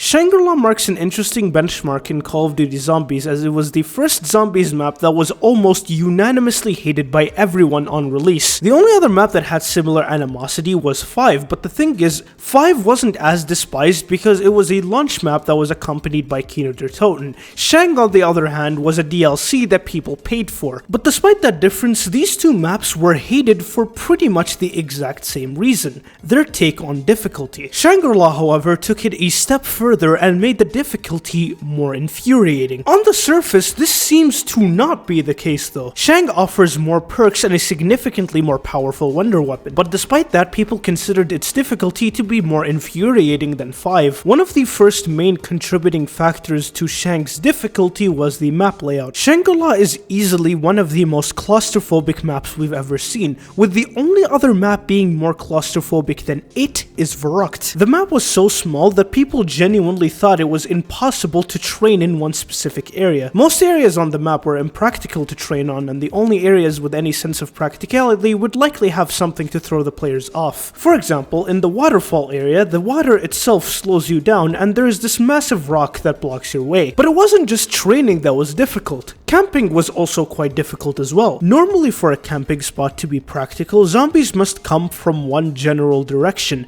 but in this map, that's not really possible. In the majority of areas around the map, zombies can spawn from pretty much every general direction. This, alongside the claustrophobic map layout, makes it so that you can get overrun very quickly. Due to this, a lot of the camping strategies in this map are quite unconventional. One of the only examples I can personally think of is camping in this area by the bridge. The reason I call this strategy unconventional is because you have to keep the door behind you closed. Keeping this door closed will block one of the only 2 pathways around the map, which heavily affects map traversal by making it a lot more dangerous and tedious. So now what you have is a map that is so claustrophobic that it's quite difficult to both train and camp. That on its own would make people hate the map layout. But what makes it even worse is that the map has hazards. Both routes going out of the spawn room have spike traps. If you get caught in one of these traps, they will hold you down in place for a few seconds. Another hazard is the sand trap on the waterfall side of the map. When you try to cross this area, you will be forced into a maze that you have to get out of. The outcome is different every single time you try to cross this maze. Sometimes it will take you to the direction that you want to go, and other times it will take you right back to where you were. When you're trying to run away from zombies and you're forced to use this maze, it's not quite ideal for the game to completely disregard your feelings and take you right back to the zombies just to get shit on. Now you can choose to avoid the maze by walking through the mud, but the thing is, the mud slows you down immensely. So going back to the getting surrounded by zombies scenario, you're pretty much forced to go through the maze, and it is pretty frustrating to die because you got unlucky. But the map layout isn't the only thing that antagonizes the player. there's also boss enemies. First up on our list of 3 boss enemies, we have the monkeys. Whenever a power-up spawns in, monkeys will try to steal it from you. Whenever they get a hold of the power-up, they will take it back to spawn on top of the staircase so that you won't be able to access it. Next up is the Shrieker, which is an incredibly fast zombie that has the ability to blind the player. And finally, the last boss is the Napalm zombie, which is pretty much the opposite of the Shrieker. The Napalm is an extremely slow enemy that will explode if any player goes near him. Those 3 boss enemies on their own are pretty much nothing more than minor inconveniences, with probably the only exception being the Napalm. However, the problem comes in the fact that they have an incredibly fast spawn rate and they can all spawn in together. When you're constantly surrounded by zombies in such a small map, it is quite difficult to make quick decisions, but with these 3 at play, it is even more difficult. The monkeys can steal drops that are far away, and you can't really do much about it when you're completely surrounded because the pathways are completely blocked. The Shrieker impairing your vision at the wrong time can definitely screw over your momentum and get you killed. And finally, the Napalm is an incredibly difficult boss to kill because he has a lot of health. Hell, he's not even affected by insta-kill, so the only reliable way to really take him out is to get him to explode. One misstep while trying to do this, however, will definitely cause you to take a lot of damage, and of course, missteps are quite common in a map as claustrophobic as Shangri. When you have to deal with all of that at once, it can be quite oppressive. The difficulty felt completely artificial, and it was the only map in Zombies to have ever done something like this at the time. Being overwhelmed by too many boss zombies or having the map itself stopping you in place to kill you was pretty unfair for most people. Before the release of this map, there were a couple of maps that had a lot of unfair deaths. For example, 5 refused to give the player any good resources for the first few rounds, and Darius had zombies that were walking magnets. But see, Shangri-La had one thing that neither of these 2 maps had, which is that teamwork was required to actually play the map. As I talked about earlier, Pack-a-Punch is the only way to increase weapon damage in this game. So how do you unlock such an important commodity in Shangri-La? Pack-a-Punch is located on top of the spawn room, and in order to access it, you have to manifest a staircase. For that to happen, a player has to stand in one of the 4 pressure plates around the map. The amount of pressure plates that you have to stand on is the same as the amount of players that are currently within the game, and every single person has to stand on the pressure plates simultaneously. If one person out of the 4 people decide that they don't want to stand on the pressure plate, no one can Pack-a-Punch. The entire game. What could possibly be the problem here, someone may ask. If you're playing with 3 other friends, you can easily communicate with each other and do this without any issues. But as I mentioned earlier in the Call of the Dead section, try doing this in a public match. Again, a massive portion of players at the time were public match players. This is a bit anecdotal, but from the many hours that I've personally played in public matches, the people that you generally find here are some of the most uncooperative, selfish, and incompetent people you'll ever see. If only one person is like that in your lobby, you're pretty much incapable of using the only method to upgrade your weapons in this game. So for the majority of people, playing Shangri-La in the best of circumstances, it is an incredibly difficult map with a lot of infuriating aspects, but in the worst of circumstances, the map is borderline impossible to play. Now that's not to say that Shang didn't have any good qualities, it definitely had a couple. Shangri-La has undoubtedly some of the best visuals we've ever seen in Call of Duty Zombies thus far. I mean, just take a look at these details. Wait, come here. Isn't there like a Sanders or something? Look at the details. I don't Yeah. know. Look at the details. Let me see these details. I'll be the judge of that. Doesn't this water look refreshing? Do you want to drink that? It does look very drinkable. Probably got about 17 different ammonias from a toy. Yeah. But on a serious note though, the map is really visually appealing. The colors are vibrant, each location is distinct, and there's a lot of cool views around the map. It gave off this very unique and distinct feeling to Shang that I don't think will ever be replicated again. Another good thing is, of course, the map's wonder weapon, the baby gun. The baby gun is by far one of the strongest and most ridiculous wonder weapons we've ever received. Some people even call it the best wonder weapon we've ever had. The baby gun is a shrink ray. And That's it. It's a shrink ray. I don't know how to elaborate further on that. You can use any normal weapon or equipment you currently have and kill them instantly, or you can just run through them and watch them fly. With how much ammo this weapon has, it is quite versatile. You can use it to save yourself, or you can use it to kill a horde of zombies with a single shot. While these two things were unanimously loved, they were completely undermined by Shang's bad qualities. To most people at the time, the map was just too unfair and too infuriating to play, and it really rubbed people off the wrong way. But if Shangri-La's main problem was its unique take on difficulty, wouldn't that mean that the gradual improvement of the average zombie player's skill make that issue less problematic? It's quite similar to 5 in this regard, where that map used to be disliked for the exact same reason, but I think Shangri-La benefited a lot more from this than 5 did. 5's take on difficulty is that you're only given the bare minimum to survive, while in Shangri-La that's not really the case. You are given much more and better tools than you are given in 5,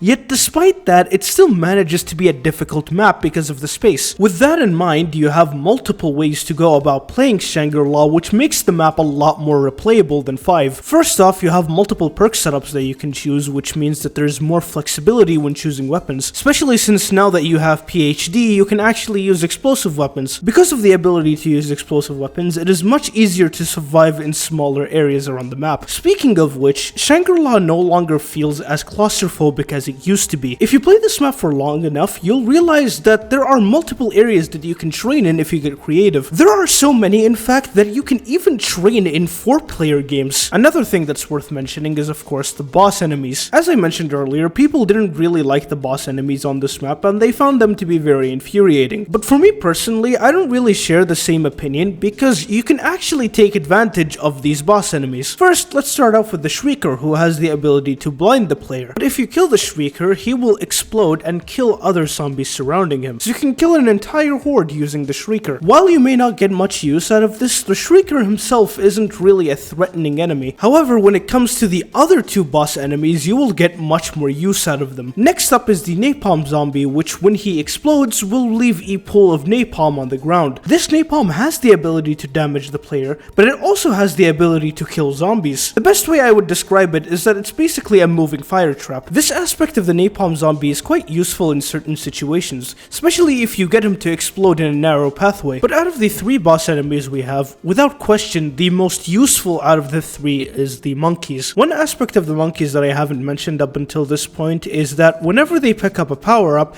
this power-up will no longer stay the same. What will instead happen is that while the monkey is holding the power-up, every couple of seconds, the power-up changes into another power-up. I cannot put into words how useful this can be. Any power-up you deem useless, like a nuke or a carpenter, can be changed into any other power-up that you would need in that situation. Whether that's double points for the early game, insta-kill to speed up the game, a nuke to help a teammate, or even a max ammo to get ammo, you're free to get whatever you want. Furthermore, if you don't change the drop, you can still get use out of the monkeys in early rounds, as killing the monkeys before stealing your drops will give you 500 points. And on top of all of that, you can get free perks from them. In order for you to get a free perk out of the monkeys, the drop that they have to steal is a max ammo. Whenever a monkey steals a max ammo, the drop on top of it will still cycle like usual. The difference, however, is between 2 certain drops, a flash of a free perk will appear. This will happen very briefly, but if you time it correctly, you'll get a free perk. To show you what I mean, take a look at this clip.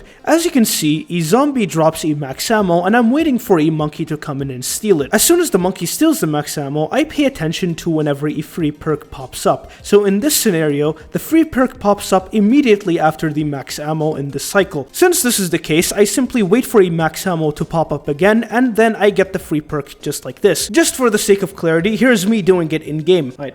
Deet. Alright, let's go. Deet. Now there is one condition that you have to meet, and that is that the max ammo that the monkeys steal has to be organically dropped by a zombie. But other than that, this is by far one of the easiest maps to get free perks in. It is impossible for me to put into words how useful this boss enemy is. You can see how Shangri-La gives the player a multitude of advantages to face off against its difficulty. But there is one final thing that is worth mentioning, and that's map traversal. Regarding this part of Shang, I'm a bit mixed on it. On one hand, the map is very contained and has a lot of shortcuts and transportation methods. The 3 geysers around the map that allow you to go to either the bottom floor or the top floor are great shortcuts, and the 2 transportation methods being the minecart and the water slide are both great ways to escape as well as great ways to go from one side of the map to the other. However, there is the problem of the spike traps and sand trap. In fairness, it is entirely possible to completely avoid all of these hazards, but in certain occasions in every game of Shang, you will be forced to go through these hazards, and if you ever happen to die because of these hazards, it's quite frustrating. But if I'm being honest, this is pretty much the only problem that I have with Shangri-La, and in my personal experience, I've rarely died purely because of these traps. So to me, this problem does not hold back the map whatsoever. The way I would describe Shangri-La's difficulty is that everything in the map is pretty much under your control, but being able to get everything under control is what is difficult. You have so many things that are in your advantage, but in order to use them, you have to master them first. There's hardly anything that is unfair about Shangri-La, and that's one of my favorite things about it. But what is not one of my favorite things about Shangri-La is its Easter egg. Before I talk about Shang's Easter egg, I want to make myself clear.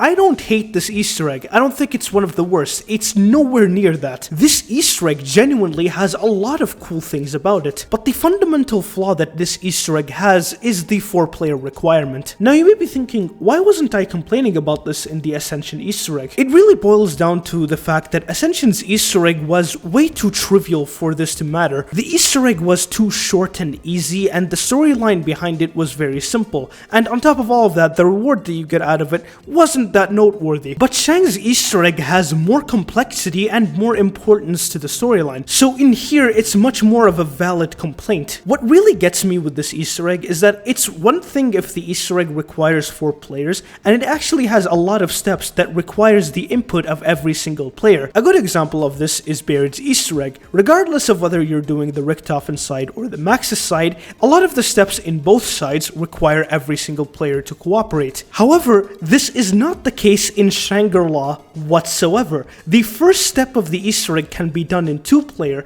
and every other step can be done in solo. The reason why this Easter egg requires 4 players is because in order to do any step in this Easter egg, you have to turn on Eclipse mode. In the spawn room, there are 4 buttons that have to be pushed simultaneously for some fucking reason in order to get Eclipse mode, and in order to do that, it requires 4 players. Had there have been a way for you to turn on Eclipse mode by yourself, this Easter egg would have been possible on 2-player. But other than this god-awful part of the Easter egg, what about the actual steps? What are they like? Out of every single Easter egg in Black Ops 1, the one that seems to be held at the highest regard is Shangri-La, and I can definitely see why. There are a lot of cool elements to this Easter egg, one of my personal favorites being Eclipse mode. While I think that the process of turning on Eclipse mode is absolutely fucking abysmal, having the entire map change in atmosphere and lighting in a matter of seconds is really cool. Another thing I do enjoy about this Easter egg is that the steps for the most part are pretty straightforward. The first step is a matching game where there is 12 tiles on each side of the map, and each of these tiles have a certain symbol. In order to match these tiles, one person has to stand on a certain symbol, and the other person on the other side of the map has to stand on the exact same symbol. Doing this with all the tiles completes the step. The next step requires 3 people to stand on this metal grate and 1 person to use the water slide. You can tell just from these 2 steps how straightforward this Easter egg is, and the rest of the steps follow suit. There's pretty much only 2 steps in this Easter egg that you might have an issue with. First of which is the napalm escort, where you basically have to escort a napalm from the MPL tunnel to the power area. If you're not doing this step in an early round, it can be quite difficult to keep the napalm alive for the entire round until you have 1 zombie left, but the majority of the time you are able to do this in an early round, and it's really not that difficult. The only other step that I've personally had any problems with is ball. Oh, ball? Do I get ball? Ball!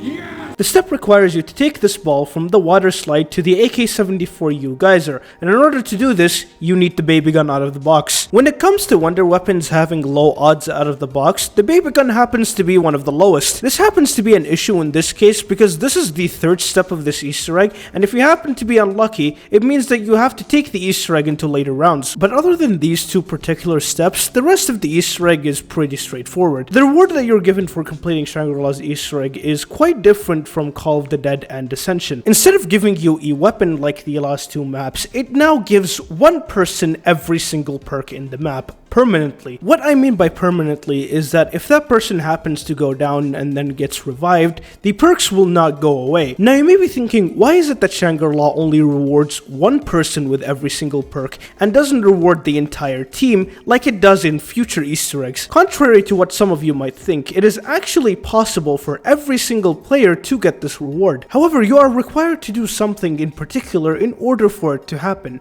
Now, you may be thinking, what could that thing possibly be? Is it a random obscure step that you have to do after finishing the Easter egg? Or is it that you have to complete this Easter egg without any downs? Or is it that you have to complete this Easter egg before a certain round? No, it's none of that. What you have to do instead is that you have to beat the Easter egg again.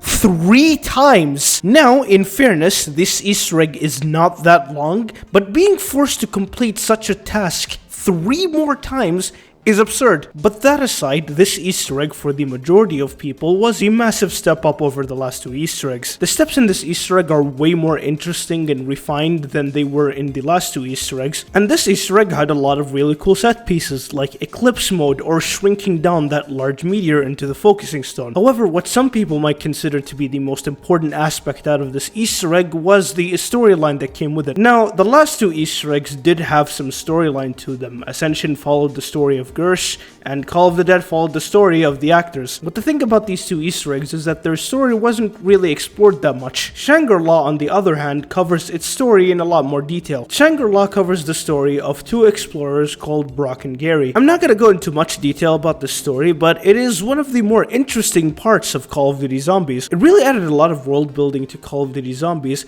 but like a lot of the good aspects of Shangri, no one really appreciated it at the time. But as the years have passed, more and more people started to enjoy this map. Out of every single map in this game, Shangri is by far the map that has aged the best, and it's personally one of my top 10 favorite maps of all time. Shangri took a lot of risks that with time paid off. The map has been getting more and more appreciation as time goes on, and I don't think that will stop anytime soon.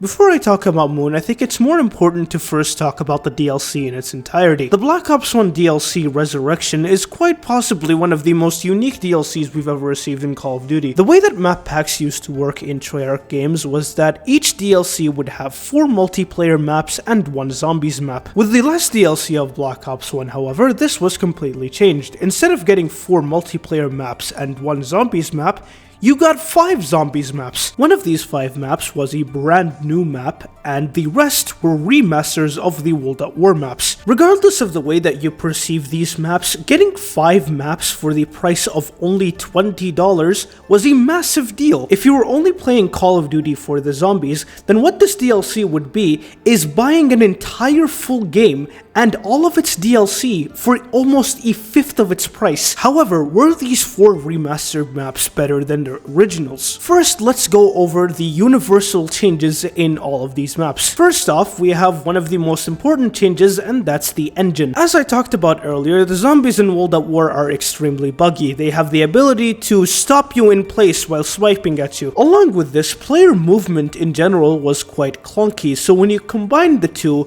training is quite unbearable in these maps. Don't get me wrong, I don't think it was completely impossible to train back in World at War, but the problem was your movement was a lot more restricted back then. The 2 maps that really suffered from this were Derice and especially Verrückt due to it having super sprinters. This issue has been completely fixed in Black Ops 1, which makes playing these maps feel a lot better. Another universal change is with the weapons. The wall weapons of these maps have remained the same from World at War, but the box weapons changed from the World at War weapons to Black Ops 1 weapons. Personally for me, I like this change a lot because my personal favorite weapons from from World at War are on the wall anyways. While I do enjoy using weapons like the MG42 and the PPSH, the weapons that I normally use are the Thompson, the Type 100, the STG, and if I was playing Der Riese, I would be using a pack-a-punched carbine, but of course not everyone is the same. A lot of people didn't like the fact that the Black Ops 1 weapons replaced the World at War weapons. While I personally don't mind this change too much, I really don't understand why they brought only a portion of the World at War weapons and not just all of them, especially since in the campaign mission Project Nova, they brought the PPSH and the Panzerschreck for only one mission in the campaign. But regardless, I am completely fine with the weapon choice in these maps. The final universal change is with the perks. Quick Revive can now revive you in solo, unlike how it originally worked in World at War, where if you were to buy Quick Revive in solo, it would do literally nothing. As for map distinct changes, there weren't that many. A lot of it is just bug fixes and just a couple of things that were removed to make the gameplay better. However, there were a couple of changes that are worth noting. First off, Noct and Verrucht were given wonder weapons. Noct was given the Thunder Gun and Verrucht was given the Winter's Howl for some reason. I'm not really sure why they picked a freeze gun for a mental asylum.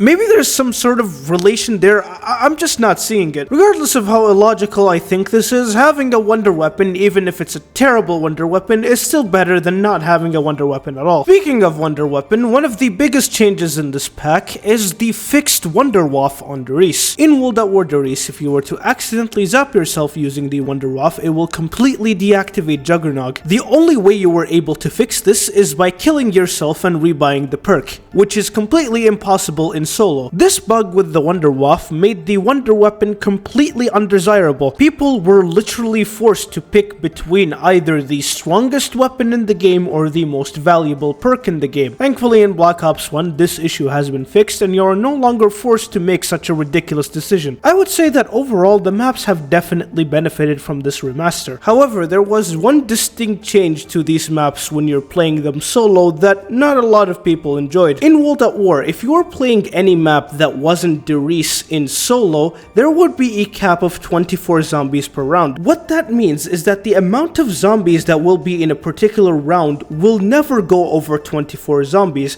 regardless of if it was round 50, round 100, round 1,000, 10,000, regardless of the amount of rounds that you've progressed through, there will never be over 24 zombies per round. This made the pace of rounds so ridiculously fast that it was actually possible to get to round 100 on Shinonuma in less than an hour. However, with the release of these remasters, this was completely removed from all of the maps. Now, on one hand, I can understand people's displeasure with this decision. One of the reasons why people come back to maps like Noct and Shinonuma is because of how fast the rounds were on these maps. The maps themselves don't really have that much content, hell, Noct doesn't even have perks. Yet despite this, having this 24 zombies cap on all of these maps made up for the lack of content. On the other hand though, I completely understand the developer's decision to do this. The reason this cap was removed in the first place back in World at War Der Riese was because it made the game way too easy. To give you guys an idea, back when Shinonuma released in 2009, it only took 4 days for someone to get to round 100, and it took less than a month for someone to get over round 2000. I am not talking about a map that was released a couple of years ago where everyone knows how to play zombies now.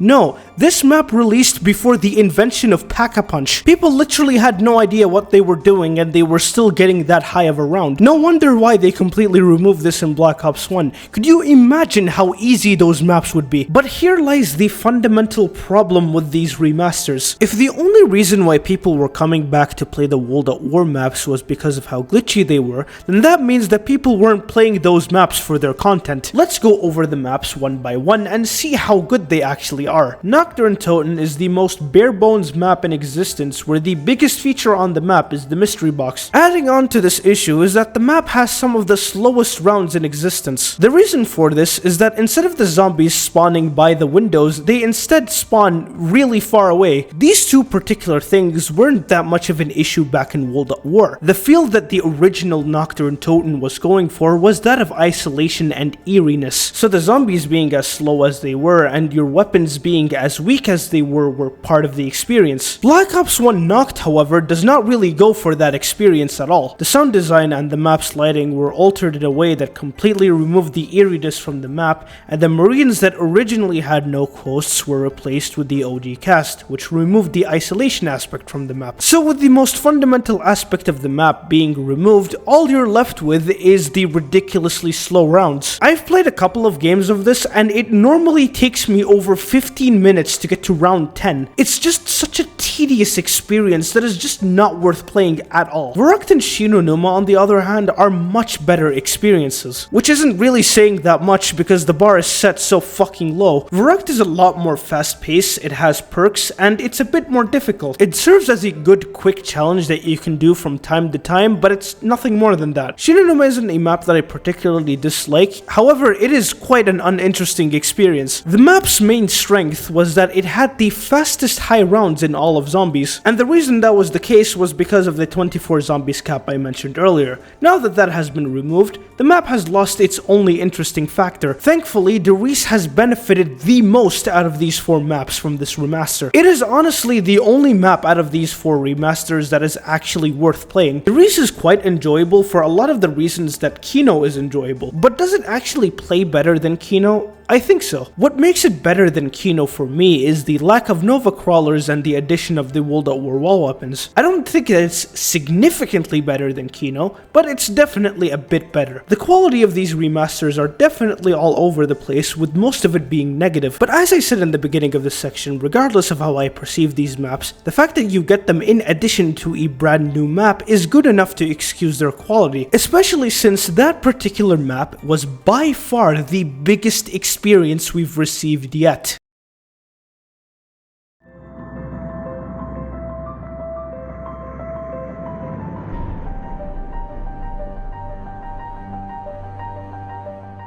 What better way to end this video than with one of the most divisive maps in all of zombies. Moon had such a bizarre concept for a setting where it wasn't some random facility or some random area in nature. What they did instead is set the map in outer space. However, Moon was not a universal hit despite the cool concept. Moon tried to implement so many ideas that had altered the core gameplay of the series, and ideas like that are always risky. For some, these ideas have paid off, resulting in them having a blast with this map. For others, however, these ideas didn't pay off, resulting in a lot of frustration and annoyance that put them off this map completely. You will hear me throughout this section listing off some absolutely great qualities about Moon, while simultaneously listing off some of the most atrocious qualities about it. Most people's opinion on Moon really does depend on whether the positives outweigh the negatives or vice versa. To list off the good and bad qualities of Moon, let's start from the beginning. Moon is divided into 2 sections, Area 51 and the Moon Base. You'll first spawn at Area 51 where you're met with a new mechanic. Instead of starting the game on round 1,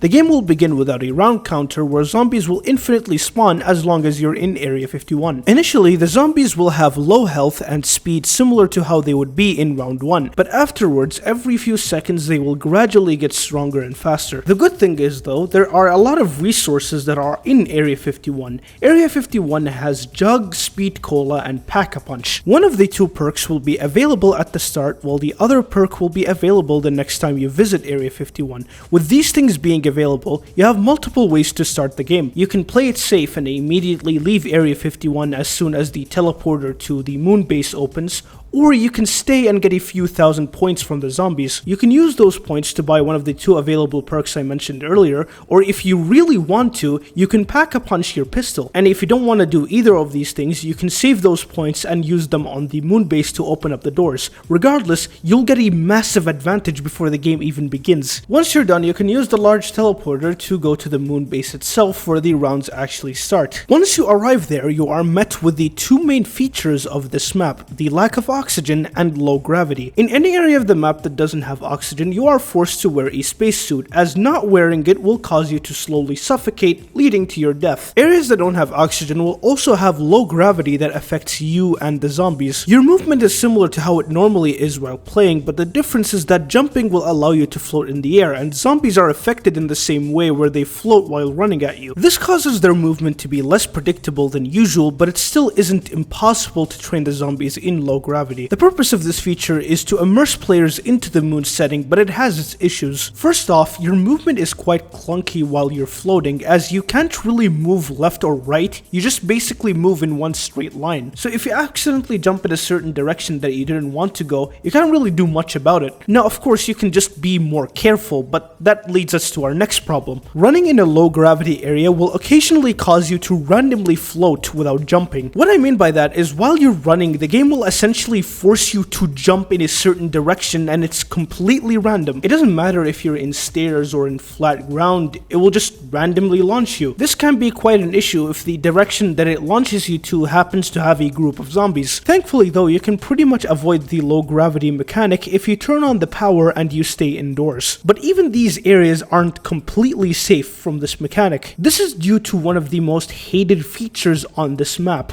the excavators. Around the map there are 3 excavators with saw blades, and every few rounds one of these excavators will activate. Once it activates, the excavator will breach a certain vital area of the map that will cause it to fully decompress. Adding on to this, the excavator will stay there permanently unless you manually get rid of it. If you don't manually get rid of the excavator, then that area will be completely inaccessible. Now granted, you are able to stop the excavator before it breaches said vital area. You can do this by using a piece of equipment called the hacker, which I will talk about later. The problem that I have with it is that it causes this tedious back and forth where I have to go out of my way to keep an area of the map accessible. What makes this even worse is that the areas that the excavator can breach are 3 of the most vital areas of the map, which are Tunnel 6, Tunnel 11, and the Biodome. Tunnel 6 and Tunnel 11 are your connecting pathways from spawn to the MPD, which makes them extremely important, and the Biodome is by far the biggest area of the map, which makes it a very good training spot. With how important these 3 areas are to the map, you're pretty much forced to stop the excavators from destroying either of them. Another problem that I have with the excavators is that all of their control panels are in spawn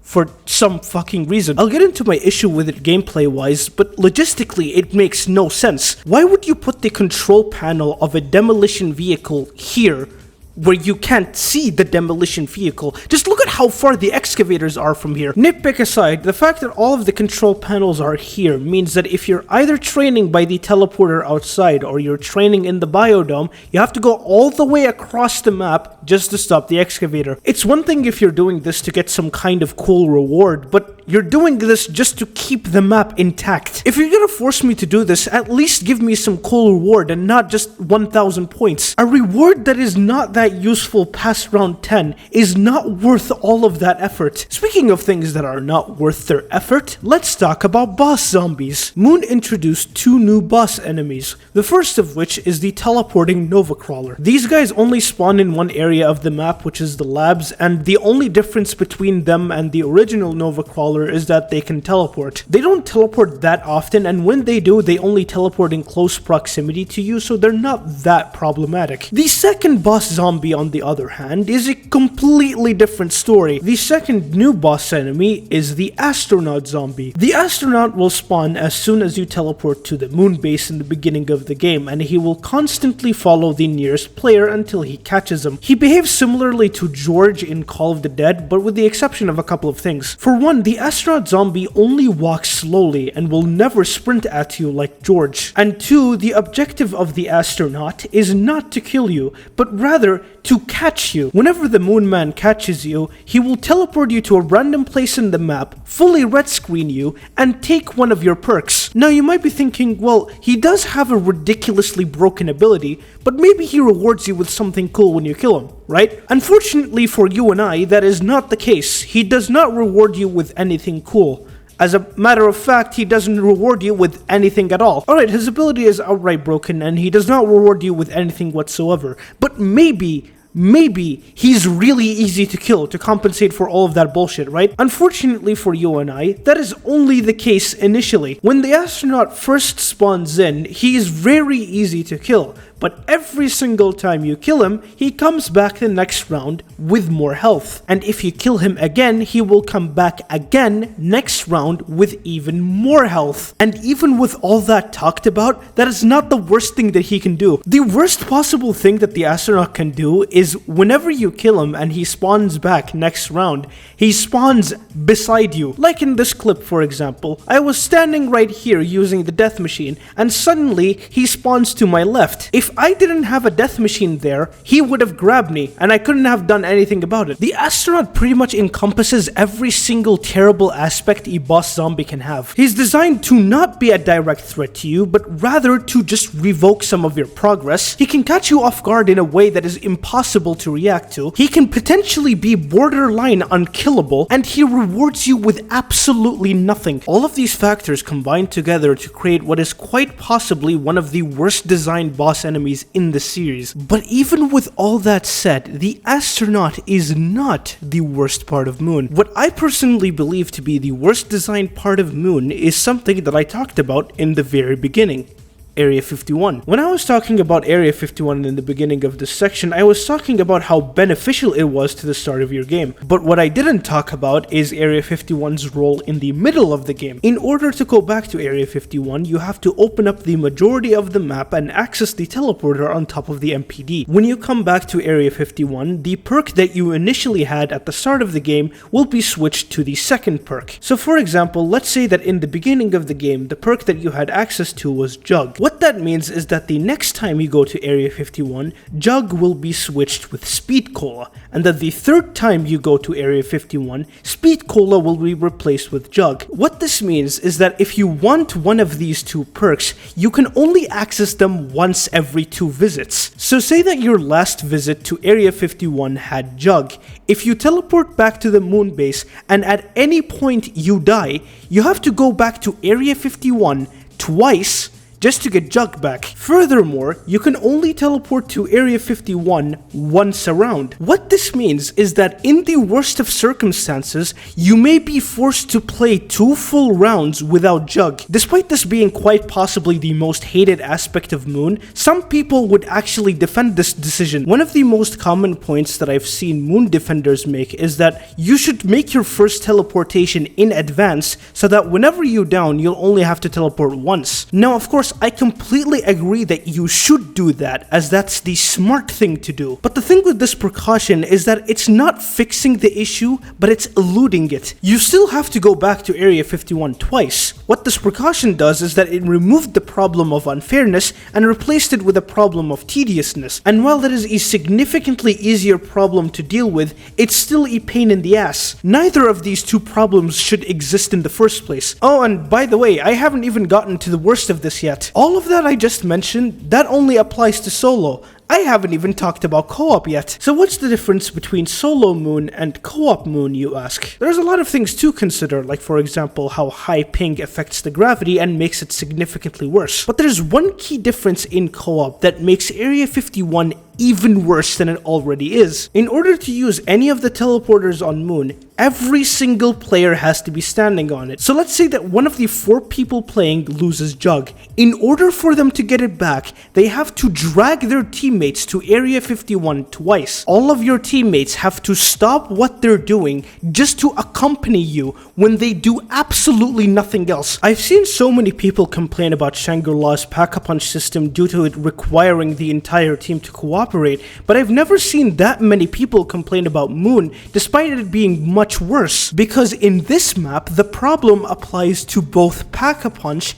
and Jug. I am absolutely shocked that the developers managed to completely overlook such a massive fucking catastrophe not once, but twice in a row. But now I think is the time to stop talking about Moon's cancerous qualities. It's now time to be treated by some chemotherapy and actually talk about the good things in this map. Moon introduces 2 new wonder weapons, the QED and the wave gun. The wave gun is a wonder weapon that has 2 firing modes, first of which is a dual concealed version that shoots electrical bolts. The second firing mode is combining the two pistols together to create the actual wonder weapon. The way that the wave gun works is similar to how the thunder gun works, but instead of blasting the zombies out of the way, it microwaves them.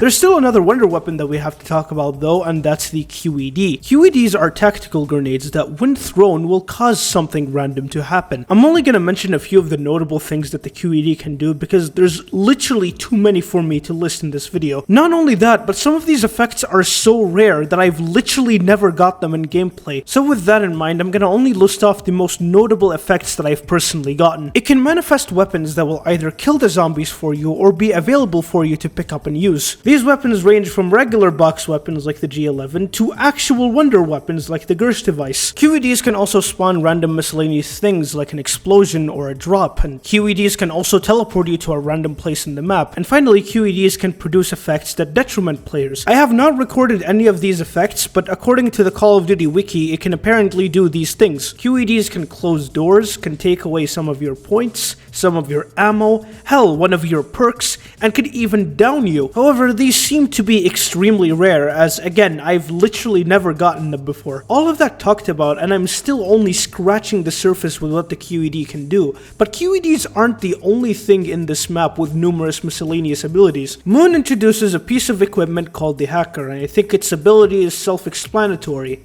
It hacks stuff. The Hacker is quite easily one of the most useful tools in all of zombies. There's just so many things that it can do. You can hack wall weapons that are pack-a-punch and make the ammo refills much cheaper. You can hack perks that you've already purchased to refund them. You can use the Hacker to open doors for only 200 points. You can hack drops and turn them into max ammos, and that's still not everything that the Hacker can do. The only drawback that the Hacker has is that it replaces your suit, which isn't that much of a drawback because there's not that many places where the suit is required. Finally, Moon introduces a new perk called Mule Kick. Mule Kick is one of the most expensive perks in all of zombies as it costs 4,000 points. But considering what Mule Kick offers, it makes sense as to why it's this expensive. Mule Kick allows you to hold a third weapon, which is quite honestly one of the most useful things in this game. Being able to use a third weapon creates so many strategies that you can use. First off, you now have the ability to use the ballistic knife and crossbow without sacrificing a weapon slot for them. Alternatively, you can get an upgraded wall weapon that you can have as backup in case your main weapons run out of ammo. Or if you want to, you can get a weapon out of the box and now you have 3 powerful weapons. There is so much versatility with this perk, but it does come with a massive drawback. If you down, you will lose your third weapon, and repurchasing Mule Kick will not give you your weapon back. The drawback is so harsh that some people would rather not use this perk at all, but for me personally, it's one of my favorite perks in the series. All of these tools that Moon offers are unique, strong, and a ton of fun to use, and it's one of the reasons why people love Moon so much. The thing is though, is that if you want to use these tools, you are forced to deal with a lot of Moon's problems. This clash between the good and bad things about this map is the reason why it's so divisive. The problems that Moon had weren't unanimously hated because they were not that overwhelming. They weren't problems that completely overwhelmed the player like in 5 and Shangri-La. The problems that Moon had weren't oppressive by any means, but they were definitely really annoying. A lot of people genuinely enjoy what Moon offers, but they just can't be asked to deal with its irritations. On the other hand, some people enjoy what Moon offers so much that they can't deal with these irritations. This divisive outlook on Moon has remained the same since release. Even today, its outlook hasn't shifted much in comparison to its release. The reason this is the case is that Moon's problems are that of irritation and tediousness. People have gotten significantly better at the game, and they're much better equipped to deal with these problems, but these types of problems can bother any player regardless of how good they are at the game. With that said, there's nothing much for me to discuss other than my personal thoughts on this map, but before I do that, we have to talk about the Easter egg. Like the map's gameplay, Moon's Easter egg is also one of the most divisive ones in the series. On one hand, this Easter egg rewards all players with every single perk in the map. It has some of the most memorable moments in the series, and the Easter egg itself is not that complicated. On the other hand, and the majority of steps in this Easter egg are reliant on luck,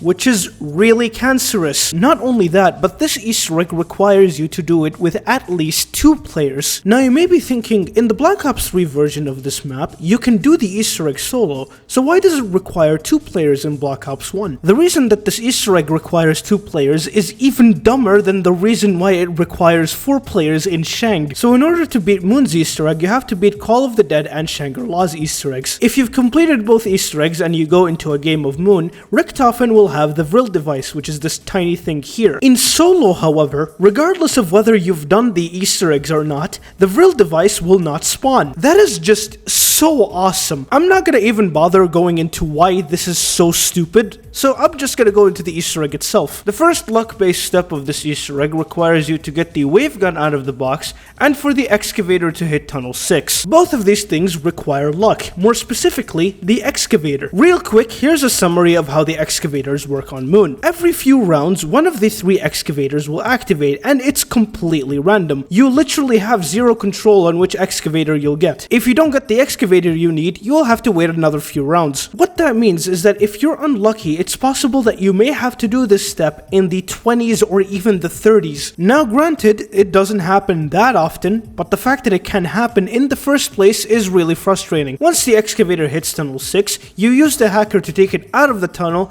and then you can play with ball.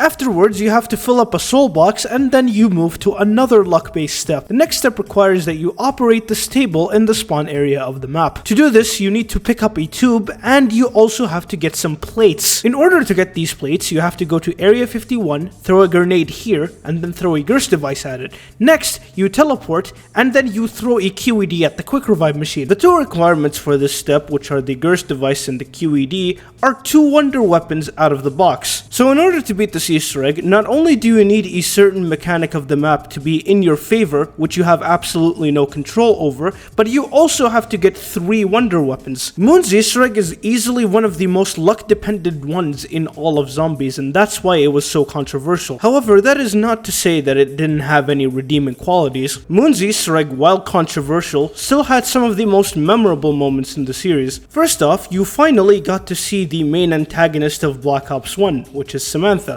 Shortly after seeing her though, Richtofen swaps souls with her, meaning that whoever is playing as Richtofen gets to play as Samantha as well. Going from playing as a psychotic German doctor to a psychotic German child is truly a delightful experience. But of course, that isn't the best part about this Easter egg. Shortly after this, Samantha gets orders from her father, and these orders are to blow up the Earth. Regardless of how you feel about the storyline in this game, blowing up the fucking planet was an awesome set piece. Moon's ending is highly regarded as the best ending to any zombies game, and I would have to agree with that. Granted, the competition for good endings in zombies isn't that high. There's only Black Ops 4 and Cold War to compare this to. Black Ops 2's ending was literally a younger version of Richtofen telling Samantha that she's not a real gamer, and Black Ops 3 literally ends with a reused boss fight, and said reused boss fight is a PNG that moves every time you shoot it. You could even argue that Black Ops 4 and Cold War's endings aren't that good. So again, the competition for good zombies endings aren't that high. But regardless of that, Moon's ending was loved by the majority of people. But for many people, it's just not worth dealing with all that RNG just to get this ending, which is why this Easter egg is as divisive as it is. Overall, Moon is a map that I do like. The map, while riddled with issues, is still a map that tried a lot of unique things. And while I don't think it's the best map in this game,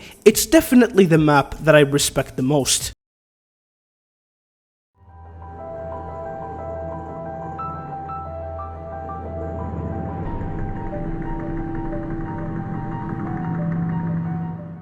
Overall, Black Ops 1 Zombies, while not perfect, is still a game that deserves to be held in high regard. The majority of maps in this game are still as enjoyable as they used to be on release. Most of my enjoyment in the near 5 months of me making this video was playing this game, and even after uploading this video, I will come back to this game in the future, and it will still remain an enjoyable experience to me. And that's why I believe that Black Ops 1 Zombies is a timeless game. Before I end this video, let me quickly rank the Zombies map maps in this game from worst to best. The worst map in this game is without question Nacht, and I don't even have to explain this one. Next up is Verrucht, and followed by that is Shinonuma. The reason that Shinonuma is above Verrucht is because of the Wonderwaff. If Verrucht also had a Wonderwaff, I would put it above Shinonuma because I think the map layout in Verrucht is much better, but since it doesn't, I will have to put Shinonuma above it. Next up is our first mainline DLC, and that's Ascension. I have made my problems with Ascension very clear in its section, so I don't really have to go much into this one. After Ascension, we have 5, and followed up by that is Kino Der Toten and Derice. These 3 maps to me are very interchangeable, but the reason why I put 5 as the lowest out of the 3 is because of its lackluster wonder weapon. Followed up by Derice is Moon. Moon may have its issues, but honestly the things that it offers are so good that I have to put it on top all of these maps I mentioned. Finally, this will be a very controversial pick, but I will put Call of the Dead second, and then I will put Shang as my favorite map in this game. The reason that I put Shang above Call of the Dead is because of the wonder weapon. While I absolutely love the scavenger, the baby gun to me is a lot more fun to use. And yeah, that's the end of the video. I could finally go work on college and hopefully catch up on all of my assignments and hopefully not fail any classes.